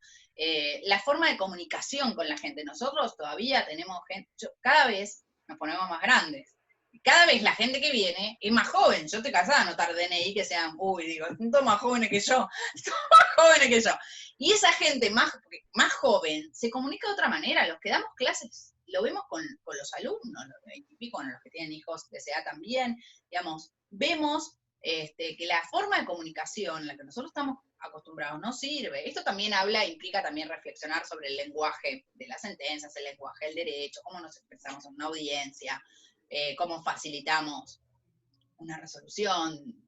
Hay muchas cuestiones, ¿no?, que ponen en jaque. Pero yo creo que la tecnología nos ha puesto contra la pared, nos obliga a reformular esto, a pensarlo. Me parece a mí, ¿no? Están dando lo que dice el código. En lo que respecta al cese de la cuota, considera que el ET es, ¿qué es? El equipo técnico, seguramente. el equipo técnico. En lo que respecta al cese de la cuota, considera que el equipo técnico debe intervenir. Y mirá, si ustedes tienen la suerte de que puede intervenir en casos así, no sé, yo la verdad es que estamos como no tenemos equipo técnico y lo único que tenemos son 2 trabajadoras sociales, la verdad es que si les pidiera intervenir para eso, yo creo que colapsan, porque se dedican al tema de violencias, de capacidad, además toman mucho conmigo, y trabajamos conjuntamente el control de legalidad. Yo no les puedo ni dar intervención en un régimen de comunicación del nivel de saturación de trabajo. Yo no creo que deban intervenir, quizás en algunos casos puede ser que en materia de alimentos hay una cuestión también interdisciplinaria en la resistencia de los progenitores a pagar alimentos, y lo sabemos, que tiene que ver muchas veces con el vínculo con el hijo. O sea, muchas veces uno rasque cuando empieza a trabajar en una audiencia advierte que no quiere pagar alimentos porque en realidad no tiene vínculo con el hijo, o lo ve muy esporádicamente, desconoce cuáles son entonces sus necesidades. Hay algo del derecho de deber alimentario que está vinculado con una relación que por ahí ameritaría una evaluación de tipo interdisciplinaria de la problemática. Lo que pasa es que hoy en día a mí me parece que ya el tema de los alimentos pasa por otro lado. Yo no sé si a ustedes les pasa, pero yo estoy plagada de demanda de alimentos, porque en realidad hay un problema económico serio, o sea, la gente no tiene plata de verdad, ya no es un tema de que no quieren pagar, no tienen plata, no les da, no les alcanza, y las necesidades son cada vez mayores porque tenemos un aumento del costo de vida infernal. Entonces, en los últimos años se advirtió una enorme caudal de alimentos, muchos aumentos por esto de que no se puede actualizar la cuota, esta fantasía de que utilizamos mecanismos de actualización alternativos, pero no tenemos una tabla para actualizar, entonces esto también genera mucha demanda, pero la realidad es que yo, además de ver, a veces uno ve una resistencia, a veces ve progenitores que no quieren pagar y ve una cuestión de género, pero otras veces realmente, y les digo, en la mayoría de los casos yo estoy viendo que no hay plata, que está muy difícil, y hoy con el COVID lo que nos pasa es que es muy difícil llegar a un acuerdo, porque la gente te dice, yo no sé qué va a pasar el año que viene, entonces yo no me puedo comprometer a pagar algo que no sé si lo voy a poder pagar. Esto me pasa, les digo que es una frustración porque arreglamos muchos otros temas, pero las cuotas están muy difíciles de arreglar, que era lo que nosotros mayormente trabajábamos en las audiencias con mucha facilidad, no en la ciencia, tomar una audiencia de alimentos, ¿no? Pero bueno, hoy nos encontramos con otra dificultad. ¿Fue apelada alguna cuestión sobre notificaciones por WhatsApp? Sí, no en mi caso, pero la Cámara ya se expidió sobre esto en otros fallos de otros juzgados, y hay por lo menos que salieron publicados 3 fallos de distintas salas de la Cámara Civil que han confirmado la notificación por WhatsApp en el periodo de la pandemia y con las restricciones particulares, no como una cosa habitual, pero sí con las restricciones como excepcionales en el contexto particular. Leonora compartió el 26, yo creo que inclusive este 26 de la Ley Procesal de Familia merece algún retoque para digamos, adaptarlo mejor a los tiempos del proceso, ¿no? ¿Sí? Pero bueno, es una opinión por ahí personal, digamos, ¿no? Cuando hay resistencia a un progenitor a cumplir con un régimen de comunicación, ¿qué medidas de coerción le das resultado que fueron eficaces? Bueno, la verdad es muy difícil, es uno de los temas más difíciles que tenemos que trabajar cuando hay una resistencia o una obstaculización del vínculo de un progenitor con el otro. La verdad es que mayormente lo más eficaz han sido revinculaciones en espacios terapéuticos y bajo mandato y bajo apercibimientos o con multas en caso de no concurrir. La mayoría de las veces el resultado es positivo, hay otros casos que no tienen nunca solución, o sea, que el niño va creciendo y que viene y que mantiene varias entrevistas en el juzgado y se niega terminantemente, ya un adolescente, a mantener ningún tipo de vínculo, y es muy difícil trabajar en ese contexto, ya, digamos, la verdad es que si no se trabaja en un ámbito terapéutico y no hay colaboración es difícil, pero en general lo derivamos en espacio terapéutico y con la obligatoriedad de ir y con pautas. Incluso yo he tenido que hacer tipo protocolos, el padre o la madre se tiene que quedar abajo, no puede subir, no puede estar en la sala de al lado, no puede estar en el pasillo, se tiene que ir al bar de enfrente, le llamamos a decir a uno, porque los niños o niñas sabían que estaba del otro lado, entonces salían corriendo. Bueno, hubo situaciones, como todos tenemos situaciones de mucha dificultad, pero ya cuando la propia voz del adolescente, que durante años ha tenido por ahí, o que ha escuchado una sola voz, o que ha tenido, bueno, cuando ya es la propia voz del adolescente es muy difícil. Hay casos igual que están más que justificados, por cuál niños o niñas no quieren ver a un progenitor. Casos de violencia, casos más que justificados. Pero los que no están justificados, sí, bueno, lamentablemente es difícil. Pero sí, trabajamos mucho con espacios terapéuticos, digamos, bajo mandato, ¿no? Me parece que es lo más efectivo. Combinadito con muchas. Estamos a 10 minutitos, casi un poquito más, 12 minutos de las 7 de la tarde, así que ya si les parece, vamos, si alguien más quiere agregar algo, quiere compartir alguna reflexión en general de la jornada, o quiere otra pregunta para Victoria, ya después quedaríamos en contacto para redactar las conclusiones durante el fin de semana, si les parece, para tratar de tenerlas listas para el lunes o el martes. ¿Qué opina de la prueba genética compulsiva? Sí. Siempre estuve a favor de la prueba genética compulsiva desde hace muchísimos años. ¿Cómo se llevaría cuando el demandado se niega a comparecer al juzgado? Bueno, lo tienen que ir a buscar fuerza pública, no me parece que hay muchas alternativas. La verdad es que nosotros no lo tenemos en la ciudad de Buenos Aires, me parece que habría bastante resistencia, pero siempre estuve a favor de la prueba genética compulsiva y los pongo a ustedes como ejemplo. Hay una última pregunta. ¿Cómo ve la aplicación del precio de inmediación en segunda instancia? En la inmediación en segunda instancia en la ciudad de Buenos Aires casi no existe, por esto que estoy comentando, porque en rigor los jueces y juezas de cámara no suelen, salvo algunos, mantener audiencias con las partes, ni tampoco con los niños. La videograbación podría reemplazar en cierta medida. Yo creo que, a ver, a mí me parece que el rol de la cámara, no siendo una cámara especializada en el ámbito de la ciudad de Buenos Aires, veo que ustedes tampoco, tiene que tener, en general, la cámara debe tener confianza en que el juez que conoce a las partes ha decidido teniendo este conocimiento integral de las partes. Entonces, yo creo que hay un deber de la Cámara, muchas veces lo planteamos, de que cuando va a revocar una resolución, en casos donde realmente no es una liquidación de bienes, ¿no? O una compensación económica, está hablando de un régimen de comunicación, de cuidado, de temas complejos, de temas, incluso una situación de adoptabilidad y demás, tiene que volver a entrevistar a las partes, porque si va a revocar una resolución, la tiene que hacer con el pleno conocimiento integral de las familias. Me parece muy, muy simplista revocar una resolución, bueno, no comparto el criterio si no los conozco. O sea, el juez estuvo trabajando por ahí 3 años en un caso. A veces pasa, porque a veces, no sé si a ustedes les pasa, que fueron acordando de estos casos crónicos, patológicos, están en juzgado, y fueron acordando, llegaron a audiencias, y después tenés que terminar en una resolución, no porque demores, sino porque fuiste trabajando gradualmente con una familia, y llega a la Cámara y vos trabajaste 3 años. O sea, ¿cuál es? No digo que no esté, a ver, yo no digo que no pueda haber diferentes opiniones, pero tienen que estar avaladas con un contacto directo, me parece a mí, para valorar ese trabajo del juez. Como nosotros no videograbamos nada, las audiencias ni con los niños, ni con las partes,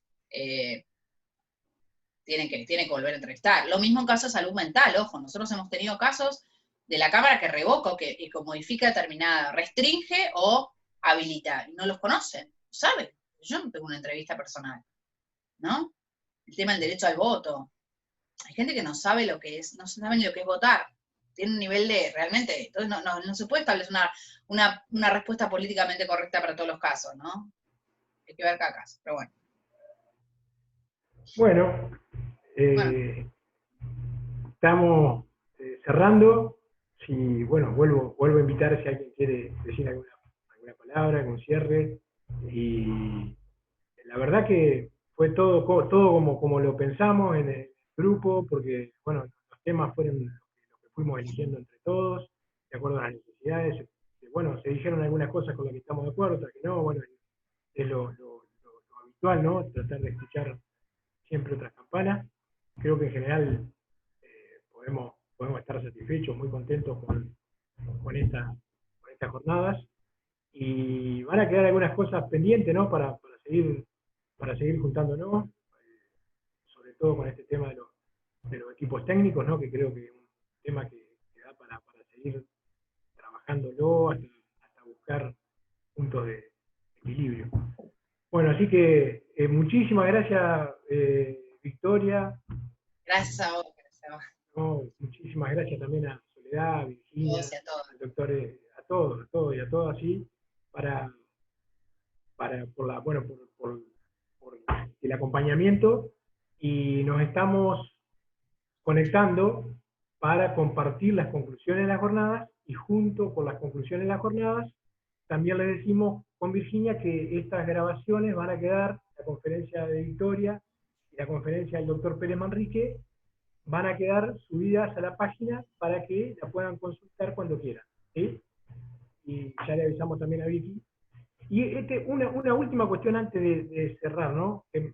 Esto de la comunicación a través de Instagram del juzgado, ¿cómo se compatibiliza esto con el acartonamiento, los deberes éticos de la magistratura? Esto dicho con total apertura, no porque lo piense, sino como para saber tu opinión, cómo se compatibiliza, no sé si se entiende. Yo creo que tiene que ver con cómo cada uno maneja, a ver, qué es lo que se comunica en la cuenta y cómo se maneja la cuenta. O sea, yo primero creo que no tenemos que ser acartonados, sí tenemos que ser prudentes. Jamás, o sea, hay otros juzgados que lo hacen, yo esto lo he visto, jamás sacaría una foto de una audiencia por Zoom y la subiría a Instagram. Nunca, ni con la cara pixelada. O sea, me parece una invasión a la intimidad. Yo lo que ustedes van a ver, el Instagram lo manejo yo, por eso digo yo, porque lo manejo yo. Además, ya es como que me dice, como, me encanta, porque me parece realmente una estrategia buena de comunicación.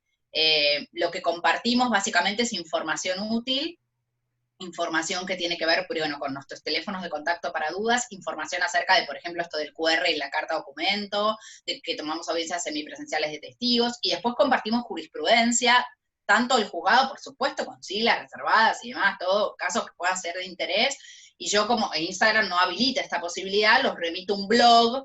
Yo tengo un blog en donde, por eso les digo que si tienen jurisprudencia interesante la compartan, donde se comparte esta jurisprudencia de distintas jurisdicciones del país. Esto recién empezó ahora el 26 de septiembre, o sea que es nuevito, pero bueno, ya hay unos cuantos fallos. Entonces, esto creo que es interesante porque lo que estamos haciendo es no estamos ni adelantando opinión con respecto a nada. Yo jamás hago ningún tipo de asesoramiento por Instagram. A veces he tenido, la otra vez una señora, que estuvo como el domingo a la mañana, respondeme. Bueno, o sea, ¿viste? Lo que hice bueno, me volvía loca. No me responden, era el sábado a la madrugada y domingo a la mañana. Entonces lo que le hice, señora, identifíquese, deme su nombre, mañana a las 9 de la mañana le espero con su abogado en una audiencia virtual por Zoom, y le pasé el link. Era una parte de un expediente. Digo, esto que hacemos, a ver, esto lo hacemos en el diario, si yo estaba en el juzgado, y esta señora venía, yo la recibía con su abogado y teníamos una entrevista, porque ella quería conversar, no había ningún problema, pero yo no puedo contestar por Instagram. Entonces le expliqué que eso no se puede hacer. Entonces, esta distancia siempre la tenemos, de no asesorar, de estar, de mantenernos el lugar que tenemos que tener, el lugar más objetivo. Pero yo creo que es una forma de acercar la justicia a la gente. La gente, mayormente hay una buena recepción, porque la gente espera algo distinto de nosotros. Yo nunca salgo a los medios a hablar por ninguna, me han llamado por sentencias, cosas, a mí eso no me gusta, pero es una cuestión de personalidad. A mí no me gusta hablar en un medio, en la televisión, de lo que resolví en un caso. No me gusta a mí. Pero esto es un mecanismo diferente, porque no me expone a hablar de un caso. Yo no hablo de un caso. Se publica una sentencia eventual, que puede publicar una sentencia del doctor Jauregui, una sentencia mía, no importa. Y se da información, pero yo creo que a mí me parece que es compatible, igual habrá gente a la que le parece que está mal, no digo... No, pero la pregunta era para discutirlo, porque estas nuevas tecnologías también plantean cambiar la manera de comunicación de los organismos. Y eso, para mí es una forma de acercar a la gente. La verdad es que la gente se siente muy lejos de nosotros. Y ustedes piensen que nosotros recibimos críticas de todos lados. A nosotros no hay nadie que no nos pegue. Nos pega todos los partidos políticos, todos nos pegan los medios de comunicación. O sea, la imagen de la gente de la justicia es pésima en la Argentina, pésima. Entonces, poder dar una imagen diferente, me parece que es parte de construir... De construir y avanzar en que no todos somos iguales, que no todos trabajamos, que lo que nosotros hacemos es diferente a lo que hace por ahí un abogado que se dedica a otra cosa, que igual tampoco puede meter a todos en la misma bolsa, pero la gente mete a todos en la misma bolsa, escucha 3 casos de 3 cuestiones que no tienen nada que ver con lo que hacemos todos los días, y la imagen es muy, muy negativa. Y todos se nutren de esto, porque es genial tenernos como el enemigo común, les sirve a todos. Entonces me parece que en eso nosotros tenemos que construir tratar de mejorar nuestra imagen. Y creo que mejorar nuestra imagen también es estar más cerca de la gente. La gente nos ve muy lejos. Nos ve muy lejos. Piensa, no puedo creer que me haya atendido un juez. Sí, juez tiene que atender porque es su obligación, ¿no? O sea, pero, ¿viste? O que le conteste en un WhatsApp a un juez, o que le conteste, yo entiendo que uno puede hacer con 4.500 casos, ¿no? A ver, yo no podés. Pero bueno, que haya algo que le diga así, bueno, no sé, me parece que es parte de prestar un buen servicio. A mí me parece de acercarnos, ¿no? Bueno, muchísimas gracias nuevamente. Gracias a ustedes. Creo que Vicky da para otra reunión, para tocar varios temas de derecho de familia, ahora que tenemos esta oportunidad de reunirnos por Zoom. A lo mejor... Para el Zoom cuando quiera, porque es más fácil. Por eso, a lo mejor esto que tenemos la oportunidad de reunirnos por Zoom, a lo mejor seguimos seguimos conversando de derecho en otro contexto y siempre vinculado al derecho de familia. Bueno, quedamos en contacto y nos vemos cuando compartamos las conclusiones, y en cualquier momento hay varias ideas que surgieron en estos días para hacer futuros encuentros, así que estamos a disposición, todo el grupo de jueces y juezas de la provincia que fuimos los que organizamos esto, así que quedamos ese mismo grupo en contacto para seguir armando distintas actividades que sean de provecho común y que mejoren el servicio de justicia. Así que bueno, que tengan un buen fin de semana y muchísimas gracias. Gracias a todos y a todas, gracias. Hasta luego.